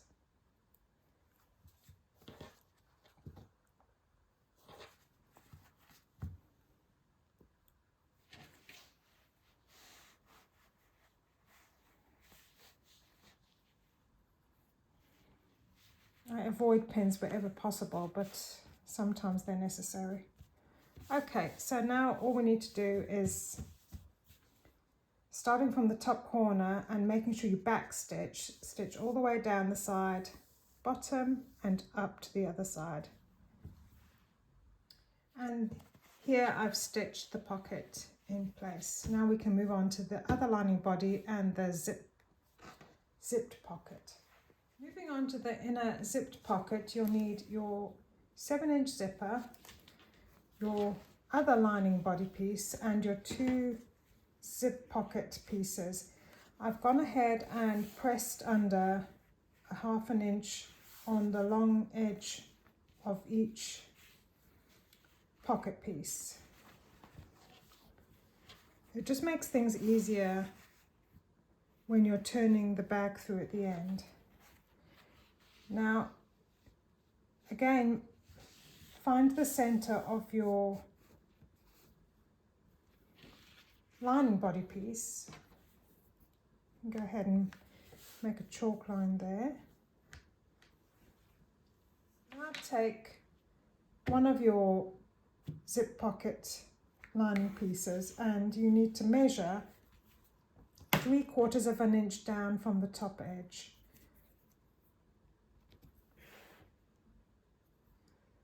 Just make a few marks. And I've also made a center mark there. Now you need to draw a line that is 5.5 inches long.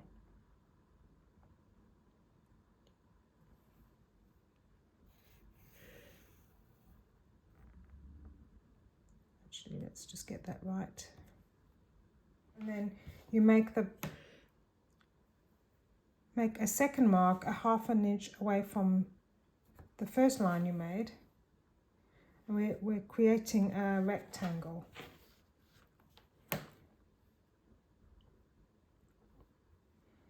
That measures 5.5 inches long. Okay, now just join those lines up.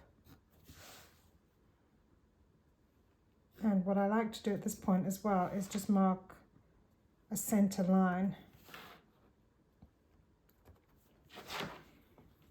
Join those as well.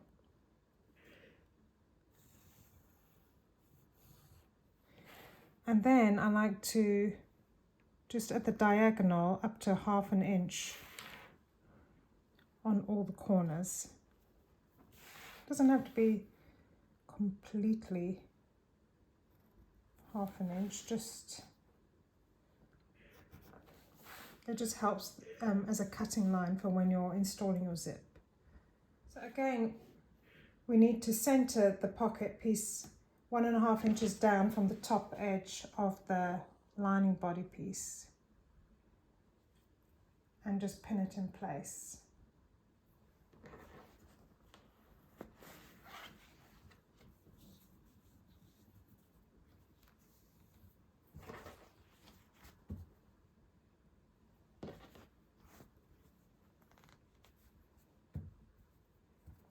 Just a few pins will do. Now we're going to take this over to our machine and stitch all the way around the rectangle.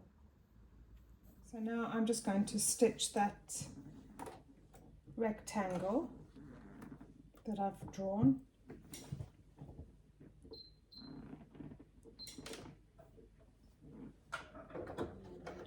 Just back stitch at the start and stop to secure your stitches.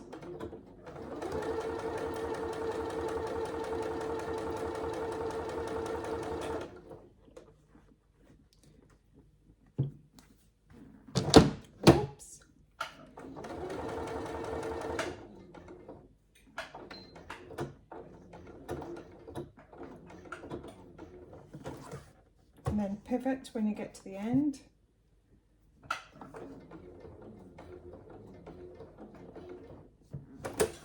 And again.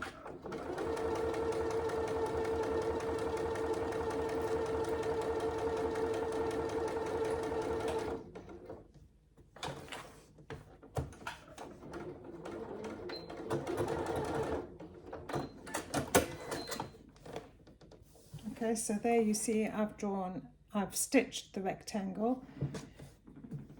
Let me just snip that loose thread. That's my bin. Okay.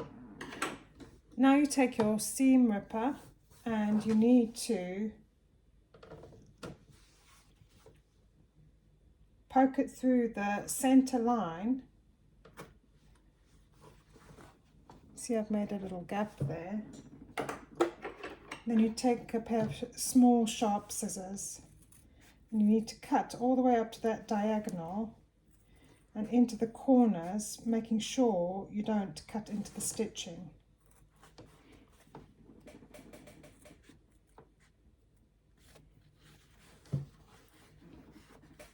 So we're cutting a window out, but we're just cutting along that center line. Then when you get to the corners, you just cut on the diagonal up to but not onto the stitches.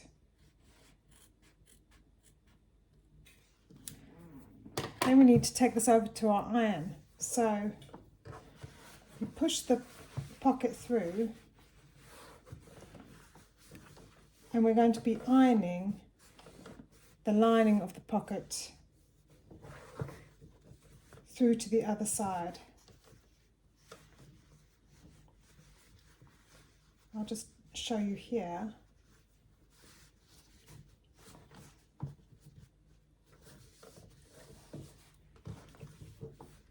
You'll be basically pulling the lining through to the other side and giving it a good press with your iron. Take your pocket panel to the ironing board and we now need to push the pocket through the gap that you just made. So what I do is I do each side by turn and I press it, give it a blast of steam, because we want to get that pocket through to the other side, and then turn it around and do the same with the top part.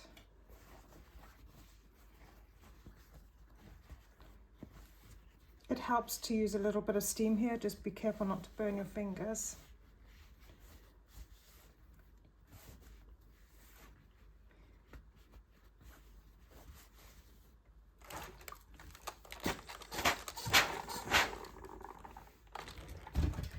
Okay, then we need to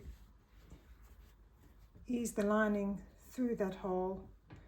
And then we just need to make sure that the corner bits are as flat as possible as well.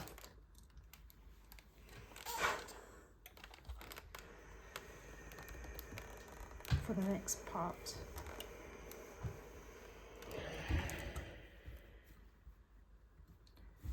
Ooh, it's hot. Could do with pressing this bit a bit.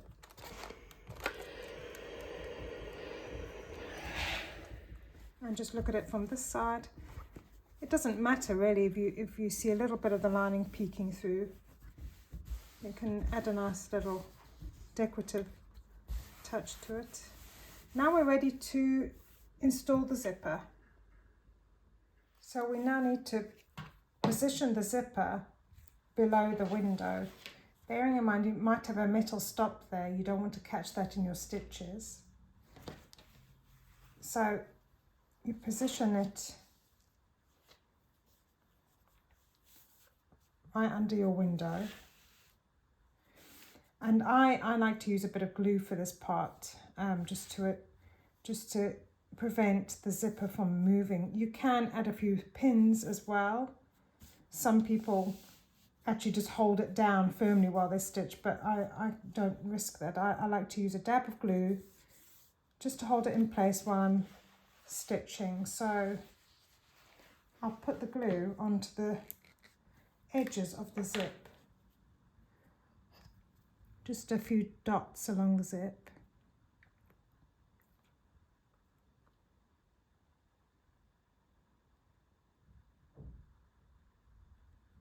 And then the other side as well. Just enough to hold it in place.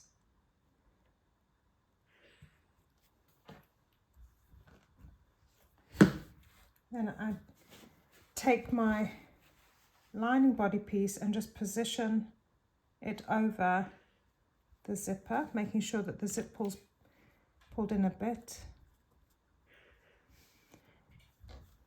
And then just try and get it as centered as possible. The teeth must be centered in the window.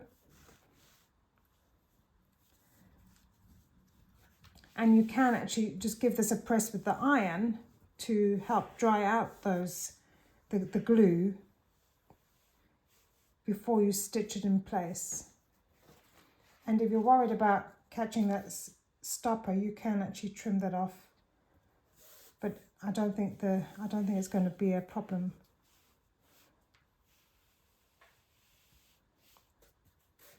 Just make sure it's nice and firm, and you can turn it over just to make sure there are no blobs of glue anywhere. Right, so we're going to take this over to our machine, and starting from this corner, we're going to stitch down all the way around, top stitching around that edge. Right, so I'm going to switch to a zipper foot to install the zip, and I've shifted the needle over to the left. Now I'm positioning just along the edge so that the zipper foot is aligned with the edge, the long edge. And then I'm going to just back stitch a few times.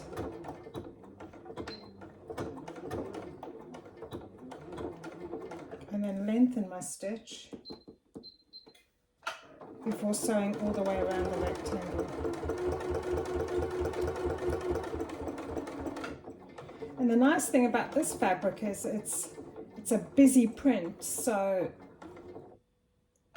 if your stitches aren't completely straight, it won't notice so much. It's when you have a plain fabric that you can see if things aren't perfect.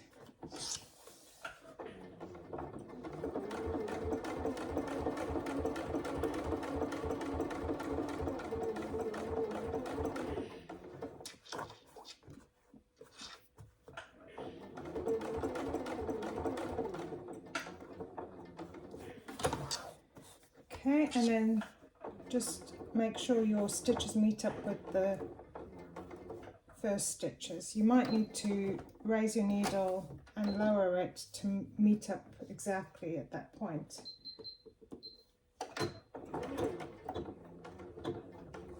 There you go. Trim the threads. Whoops. Okay. Just check that the zip has been sewn in place. I did go ahead and cut off that tail of the zip because it wasn't needed.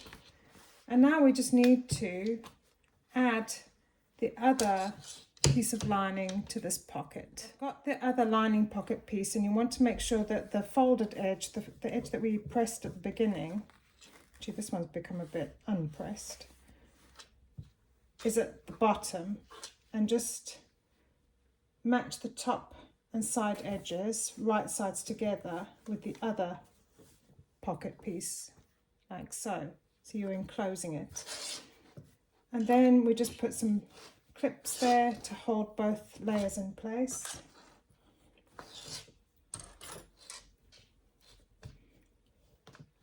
Making sure all the raw edges are matching.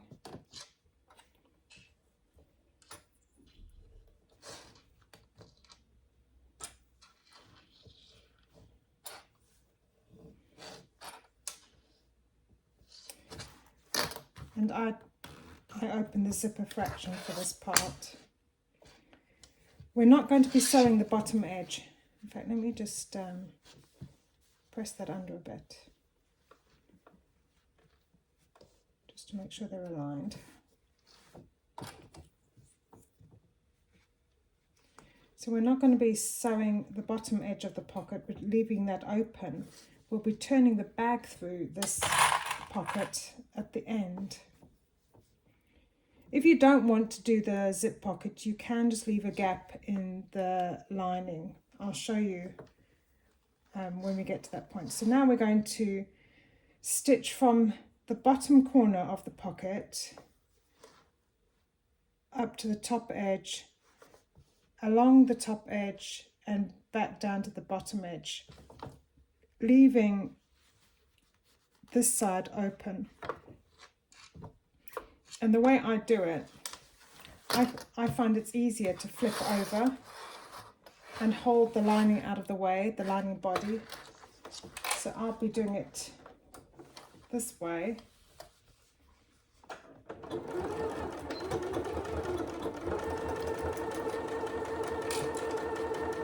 Because you don't want, you're only sewing the pocket pieces together. You don't want to sew them to the lining.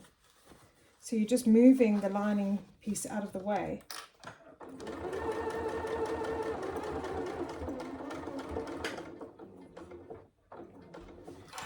And then when you get to about 1/2 inch at the top, you keep your needle down, raise your presser foot and pivot. Again, pushing the lining piece out of the way. And you continue along that top edge.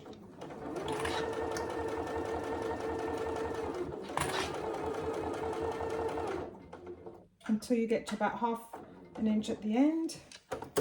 You lift up your presser foot, swivel it around, and then continue down to the bottom edge of the pocket.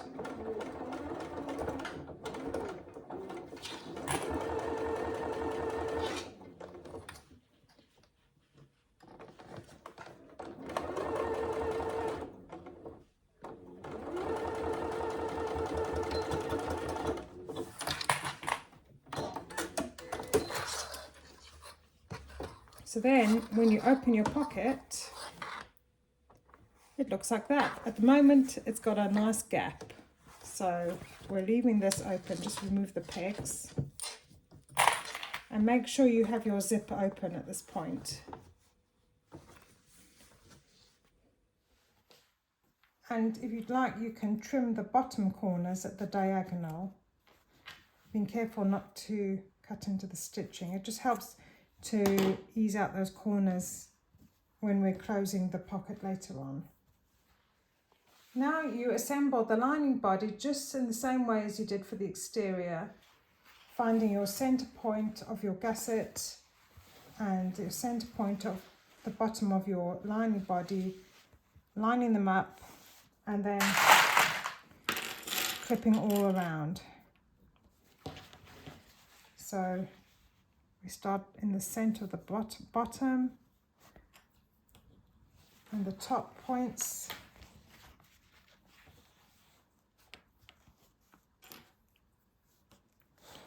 You might find this part easier than the exterior because we're not dealing with so many layers. And if you chose not to add a zipped pocket inside your bag, what you'll need to do is leave a hand-sized gap in the bottom of your gusset, about there, to be able to turn your bag through at the end.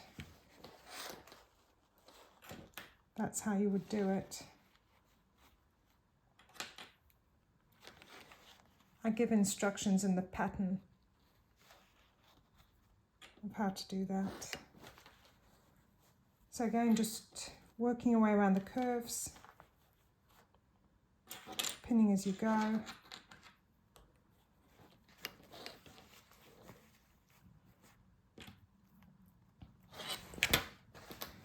Now, to me, if it's not quite perfect, I don't mind making a little fold just to make sure everything fits.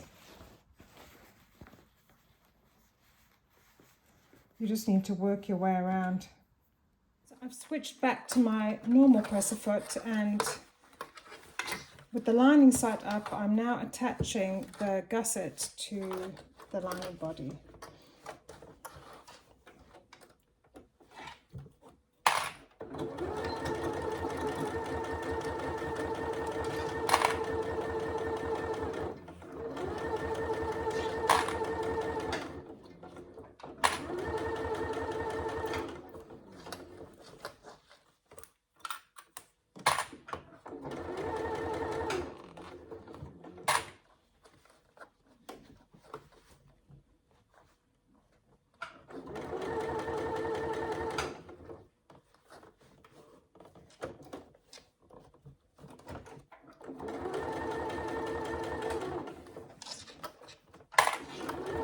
Now, if you are planning to turn your bag out through the bottom of the bag rather than the zip pocket, you'd need to backstitch at this point, leave a hand size gap, and then start your stitching further down.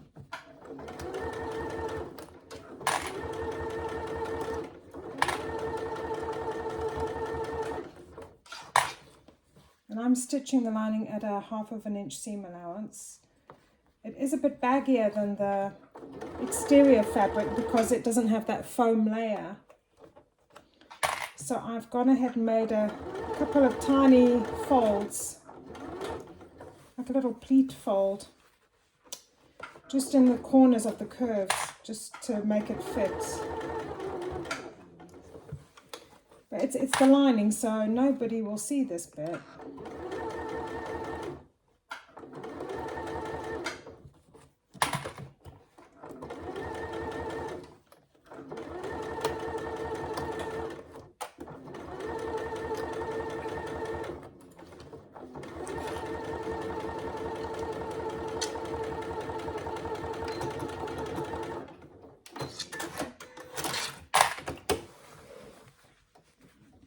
See, I made a tiny little fold there on the corners just to help ease the gusset into place.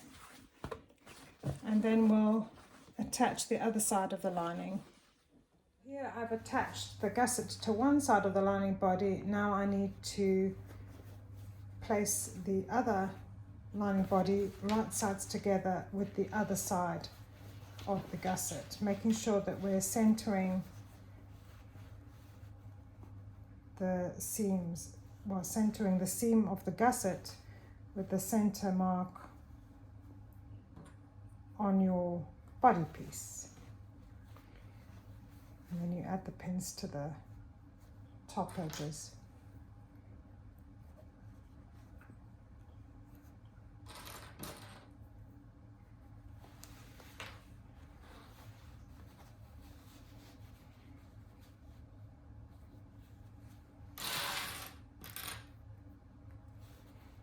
And you need to make sure that your zip pocket is unzipped for the next step.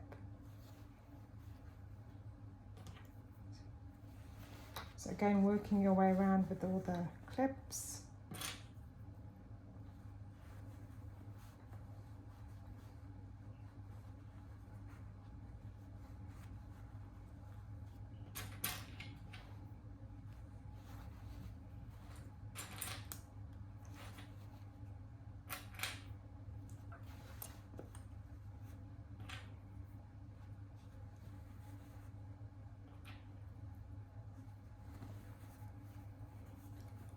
And you might need to make a little fold there just to ease those edges together.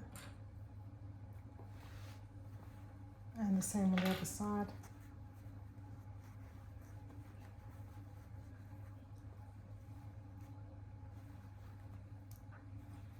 Try and, if you need to fold your lining, you need to try and do it in the same place on either side, like so.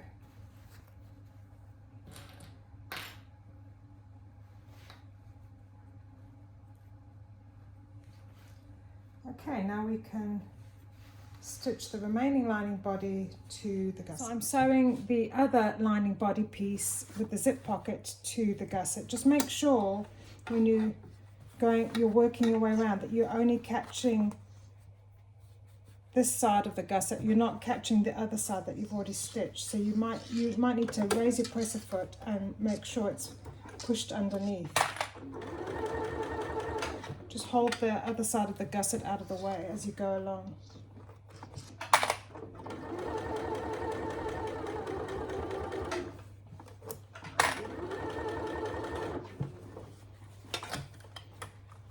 So I'm just moving it out the way as I go along.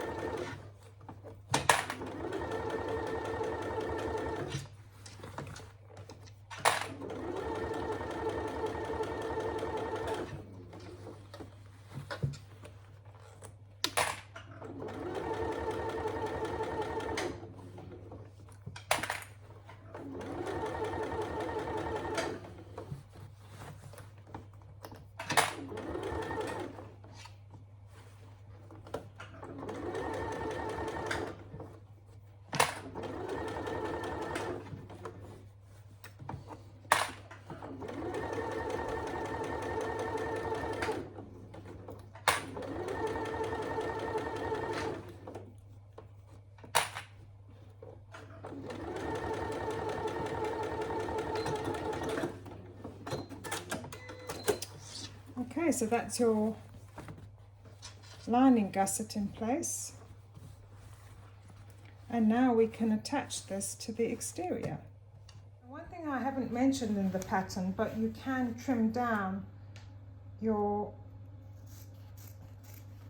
seams a fraction with the lining as well, just so that it sits better in your bag. But if you are leaving a gap in the bottom of your lining, make sure you don't trim that seam down as well. You need to have enough seam to fold under at the end.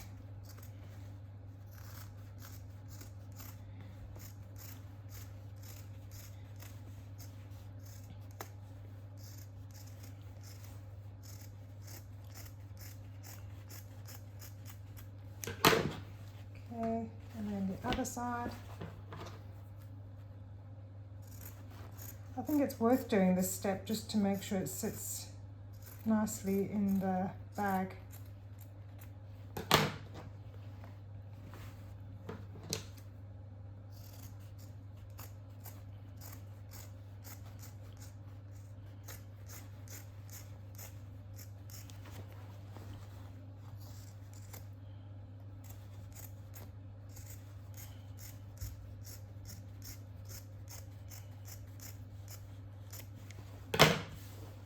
Okay,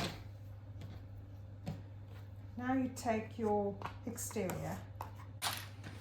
Now you need to open up your exterior, and we're going to place this inside the lining, and you can choose whether you want to have your slip pocket in the front of your bag or the back. I'm going to have for this one I'm going to have the zip pocket along the back and the slip pocket on the front. So make sure your flap is open as well, and you just place the exterior inside the lining, making sure that they're right sides together. So as you can see, the lining is wrong side out and the exterior is right side out, and you need to push it in until it's all the way to the bottom, and make sure your metal rings are facing down as well, and the same with the other side. You need to push it right in to the bottom of the lining. So I've pushed the exterior into the lining as best I can. Now you need to find your corners, match the corner seams, the 4 corner seams. So at the top of the gusset, where they meet with the exterior, and open up the seams as best you can on the exterior. and secure those corners in place with a clip. And you need to do that with all 4 corners of the bag.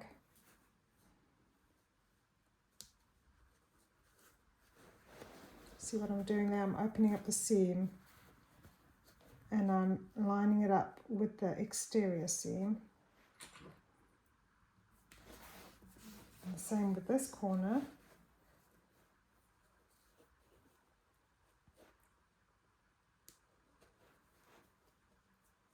And hopefully you've trimmed down the foam as well, so that you're keeping the bulk to a minimum. This is the last corner. Open up that seam. And the same with the exterior fabric and line them up. That looks good. And then you work your way around the bag.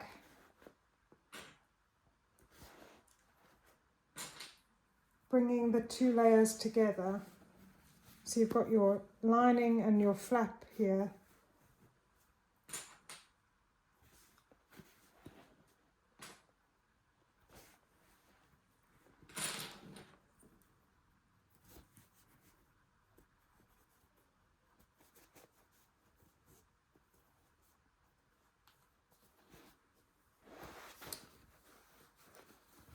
Turn it around. Could probably do with lifting that up a bit. Okay, let me just reposition this part of the gusset. Just ease it up a bit and open up that seam. There's a bit of tugging going on just to get everything lined up. But here I'm busy clipping the front of the bag to the lining. And then you'll start sewing on the, I'd suggest sewing on the front of the bag where you don't have your flap, because it's less layers to be able to deal with. This is what it's looking like now. And we're going to be sewing all the way around the top, around the gussets. I could put another clip there. All the way around the back. And you'll finish where you started. And we're stitching along the top at a 1/4 of an inch seam allowance. So again, I'm going to remove my extension table, or you remove your free arm if you can, of your machine. I'll just bring this a bit closer. Okay, I'm just going to position my needle on that top seam and start sewing.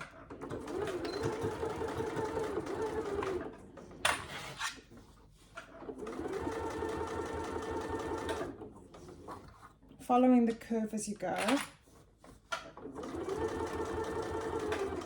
I'm not going to be going this fast when I get to the flap though. Okay, make sure everything's aligned.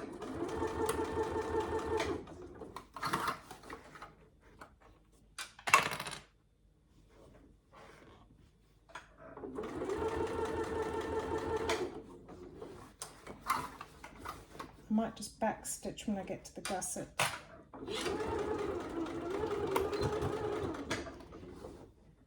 It's always good to back stitch at the corners so that if you need to reposition any of your clips.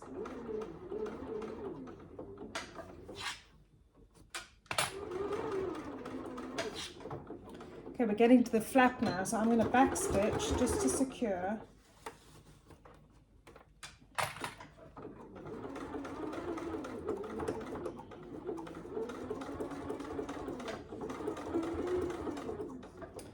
It's definitely thicker here.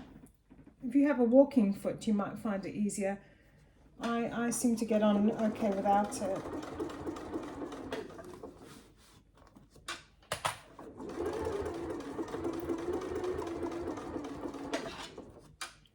And follow the curve. Okay, we're getting to the end of the flap now. This is why it was important to taper those taper the piping so that you're not dealing with too many layers at the end. Let me just back stitch there. Okay, one last bit.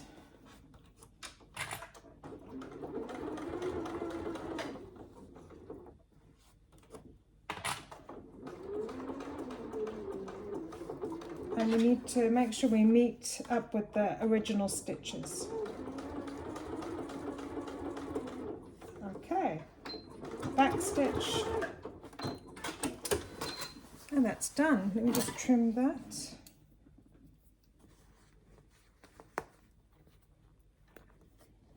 Okay, let's just check it out.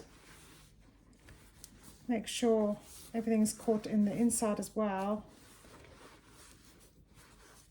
Making sure, especially for it's not completely straight there, but my flap stitching lies above the stitches that I've just made. And that's what you want. You don't want the flap stitching to show. Now I'm going to turn the bag through this gap that we left in the zip. Now we're going to reach through the gap from the zip pocket and start pulling the bag through very gently, because you don't want to break the zip and you don't want to snap any stitches. So you're just easing it out bit by bit. This could take a while, but remember we're dealing with a lot of layers at this point with the foam. And it's really hard to show you on camera, but it will work, I promise. And I think once you get the flap out, the rest comes out easier. You just got to tug it, but without snapping your stitches. You see that's the flap coming out. Just be very gentle. It will work, I promise. But just be very careful, because you don't want to break any stitches or distort your zip. Right, there you see now the flap's out, and it makes it easier to get the rest of the bag out. Just push it through. See what we're doing? We're just pushing it through that gap that we left. Oh, it's quite the workout.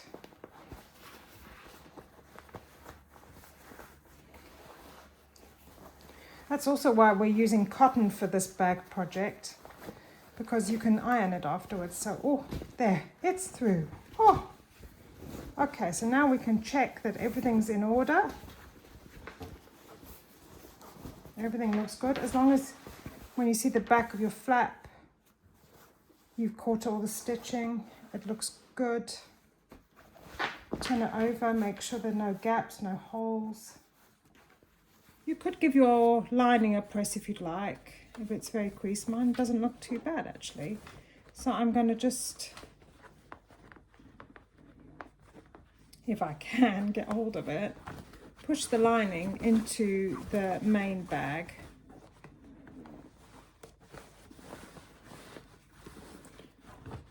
As far down as it will go. Because now we need to do the final top stitch. So we're going to have to iron the top of the bag, give it a good press. Before we do that, we need to press these seams down.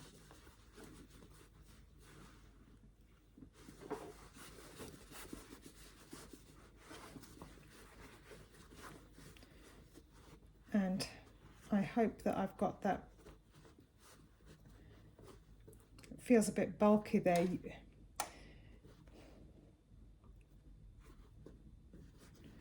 We'll see if we can flatten that out with the iron. Otherwise, I will need to open the bag up again.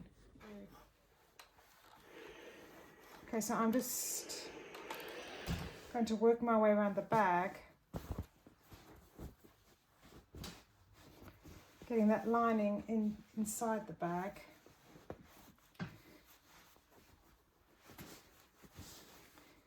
You can see I'm just rolling out the seam a bit at the top before I press it down.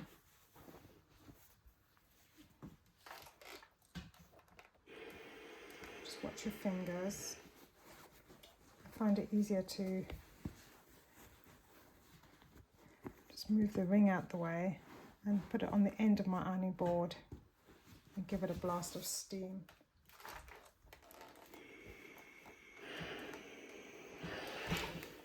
And then you quickly roll it while it's still warm. You can roll it under. So here's the back of the bag with the flap. Give it a good press. Let's turn to the top of the gusset again. Tuck everything under. Mind your fingers and give it a press.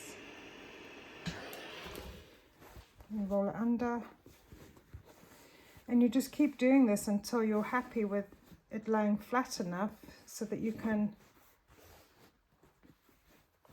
top stitch.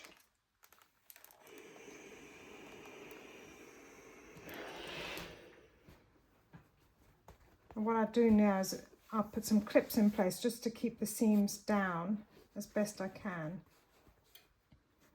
I've just added a couple of pins on the back of the bag, the lining section, just to make sure it doesn't creep up while I'm top stitching. I'm just going to add a couple of clips around the top edge because I want to keep those seams folded down nicely.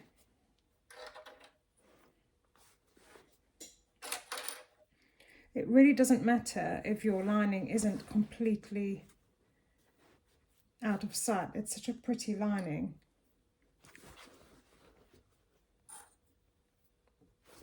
Okay, and you can't do the back of the bag, which is why I've added a couple of pins instead. And then we'll add another clip here. Okay, now make sure everything's smooth and ready to go. I'm going to place the whole cavity of the bag onto the free arm and starting as close as I can to that top corner, I'm going to top stitch, but knowing how thick my seams are there, I'm going to top stitch more at 1/4 of an inch seam allowance here than 1/8 of an inch. I think I'll find it easier.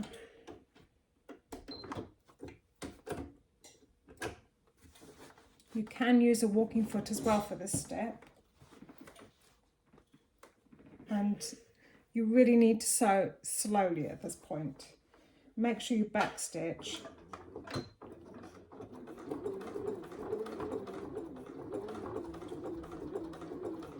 It's easier across the front because you don't have the flap layer to deal with.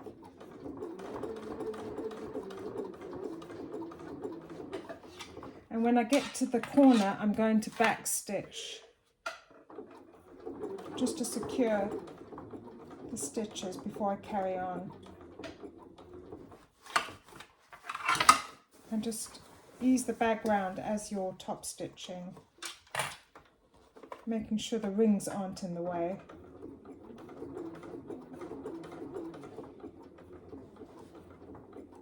You could use a lighter thread here. I'm just going to back stitch at this point.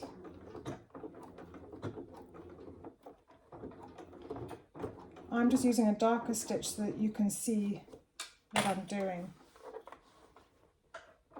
I'm just crossing the gusset at the top. Okay, I'm going to back stitch again before I get to the back of the bag. Okay, now we're at the back of the bag. I've moved the flap out of the way and it gets a little bit thick here.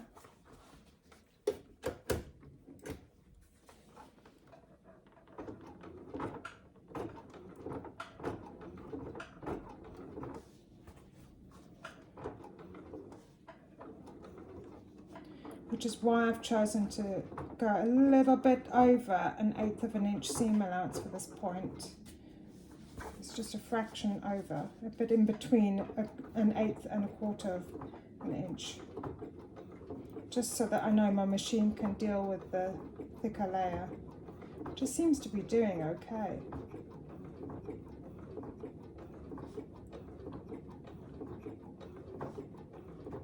You can see I've slowed right down with my stitching at this point, because I want it to be as neat as I possibly can. And you can feel with your finger underneath, just to make sure make sure that the fabric is flat on both sides. We're getting there.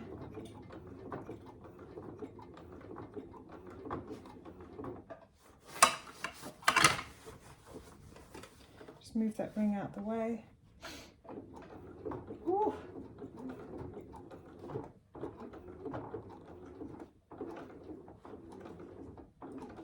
I always find this part nerve-wracking. Okay, I'm going to back stitch at that side seam before the final hurdle.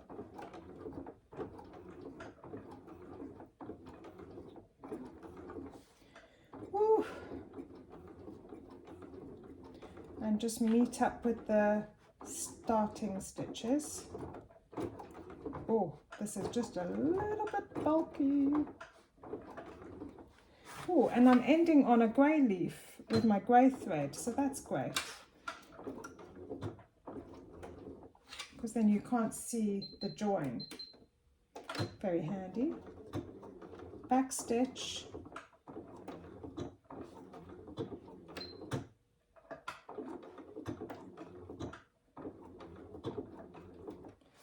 Oh, and we're done. Okay, let's check out our handiwork.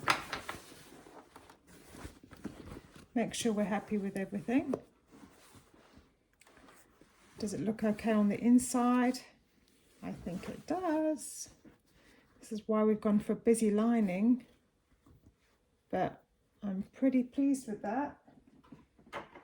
Let's just trim the excess threads, just tug on them a bit to make them tight before trimming.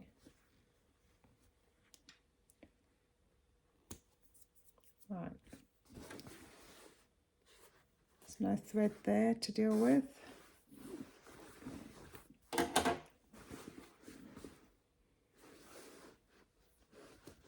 Okay. There's a little thread there.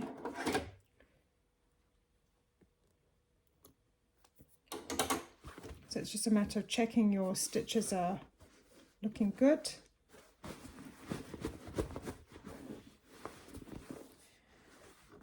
And now I can take these pins out of the back lining, and I'm going to pull out my zip lining. So I'm just clipping the pocket closed.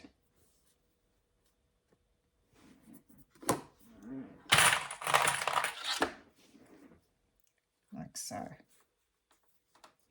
And then we'll stitch that closed.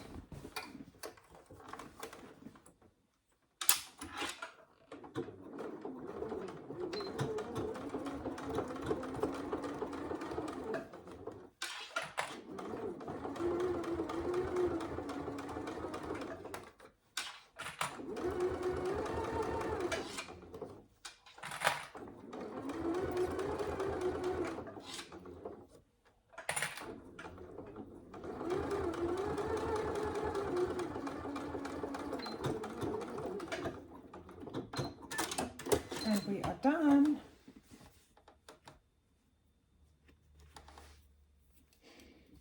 Let's just trim the threads. Trim this thread.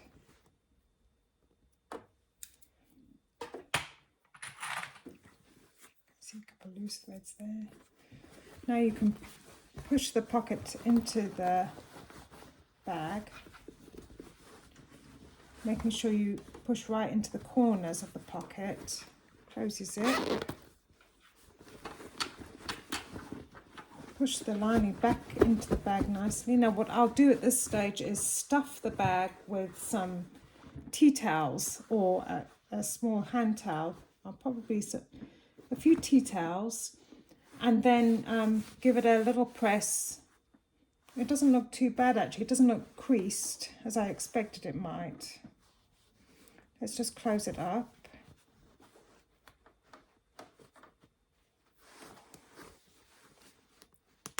And it closes nicely, and it's a really sweet little bag. That's how the back looks now that I've top stitched it on the side. Really nice. Moving on to the shoulder strap now, we're going to place the two shoulder strap pieces right sides together, so matching the short ends. So we want, because they're facing the same direction, the leaves are and flowers are pointing in the same direction, so we need to put these right sides together, matching the shorter ends,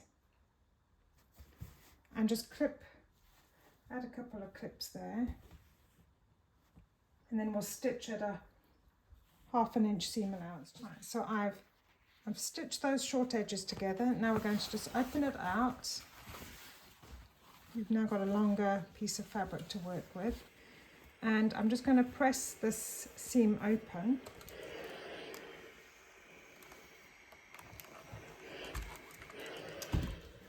Then take the press under the shorter edge by about 1/2 inch.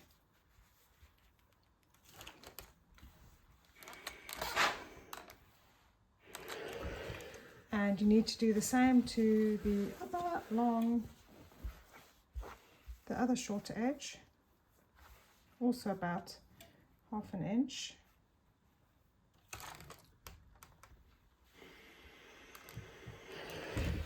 Then we need to fold the entire strap and press to make a crease in the center, like so. And you do that all the way along. So you're folding it in half, wrong sides together, and you'll be pressing to make a center crease. Okay, so I've folded the strap in half, wrong sides together. Now you open it back out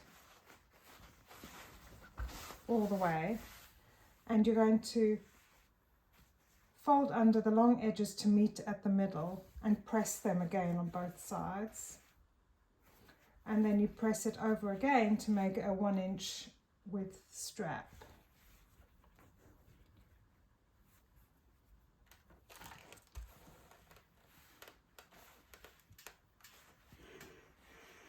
So you do it along one side, and then you'll do it along the other side, like so. And then you do that all the way along the strap. Then you'll fold these over, the two sides over, to create a strap and secure with clips. And then we'll top stitch all the way down the strap and across the short edges and along the other side, making sure that you stitch the open side first. So I'm just going to start with the open edge, the open side of the strap.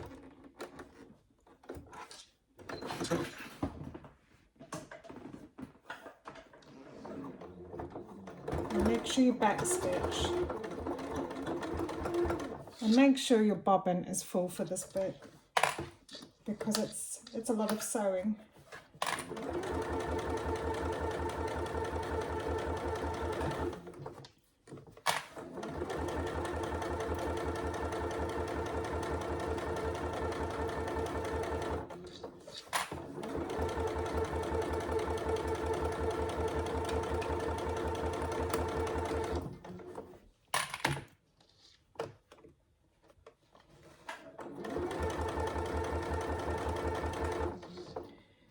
could of course use webbing for this strap. You don't have to make your own fabric strap. You could use the fabric for something else.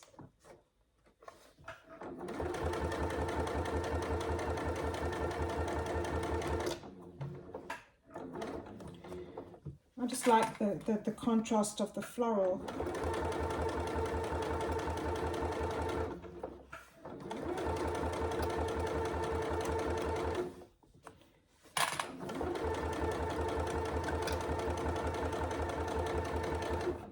And because we're using these swivel snap hooks to attach to the bag, you can actually alternate between a webbing strap and a fabric strap. So you could make two straps.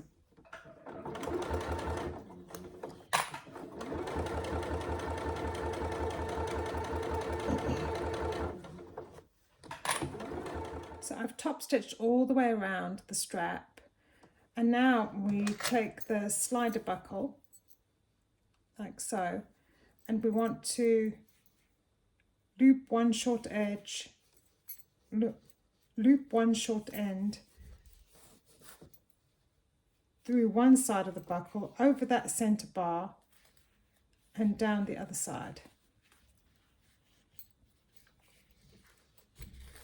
And then you pull. So you've pulled it about 1.5 inches away, and then you fold that over the bar like so, and we'll be securing it on the other side. So that's what it looks like underneath. And just grab a couple of, grab a couple of clips. Actually, this doesn't have to be quite so long. I can just make it a little bit shorter. So you've pulled it up and over your center bar, and then you're folding the fabric to the back of the strap, and adding a couple of clips just to hold it in place. And then we'll be stitching a line to secure this edge to the rest of the strap.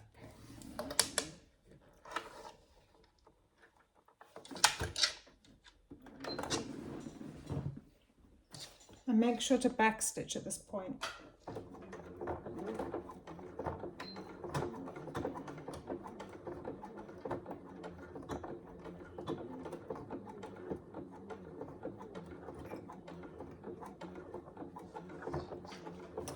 I'm just going to remove the clips now so they don't get in the way.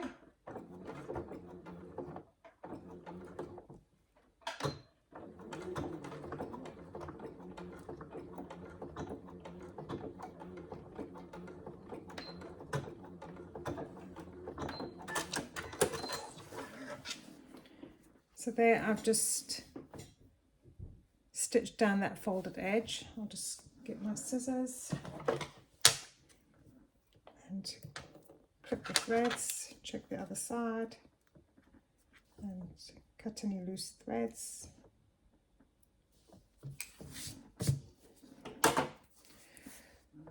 So now we've stitched that folded edge down.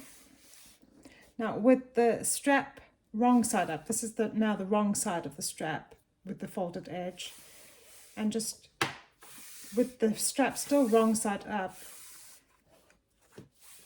go to the other short edge, the short end, and loop one of the swivel snap hooks onto the end, and then pull that all the way back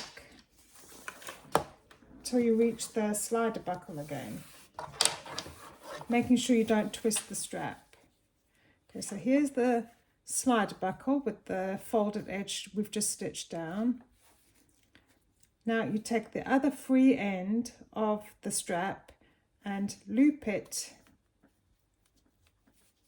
through the slide buckle and back over that center bar, and then you pull it through the other side, and then you can check if your strap is adjustable. See, there's the swivel snap hook on the one end, and you can pull the slider through. It means that it's adjustable, like so. But now we need to still add the other swivel snap hook. So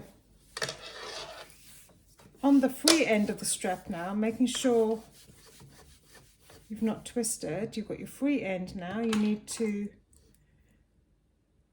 loop onto your other swivel snap hook and fold, loop it about 1.5 inches through, fold it back on itself, and now we need to stitch that down as well. Hold it with a couple of clips. You can use rivets for this part as well. I'll probably add a couple of rivets afterwards, but just to make sure, that's the top of the strap, so the folded edge needs to be underneath. And if you go to the bottom, you'll see that you're working on the right side here. So just make sure it's not twisted. And now we can stitch this in place.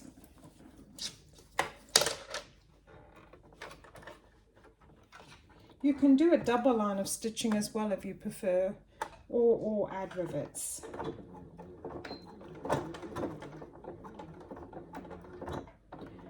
I usually just do one line of stitching and then add a couple of rivets.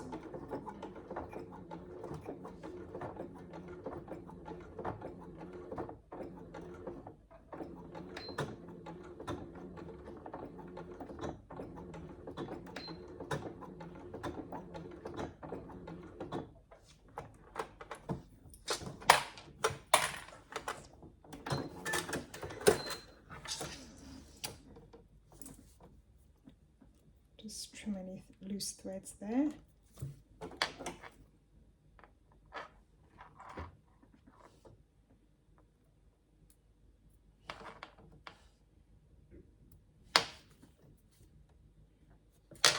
Okay. And your strap is done. And you can now attach it to your bag through the hole in the triangle, and on the other side as well.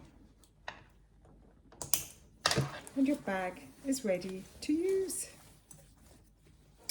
Isn't it lovely?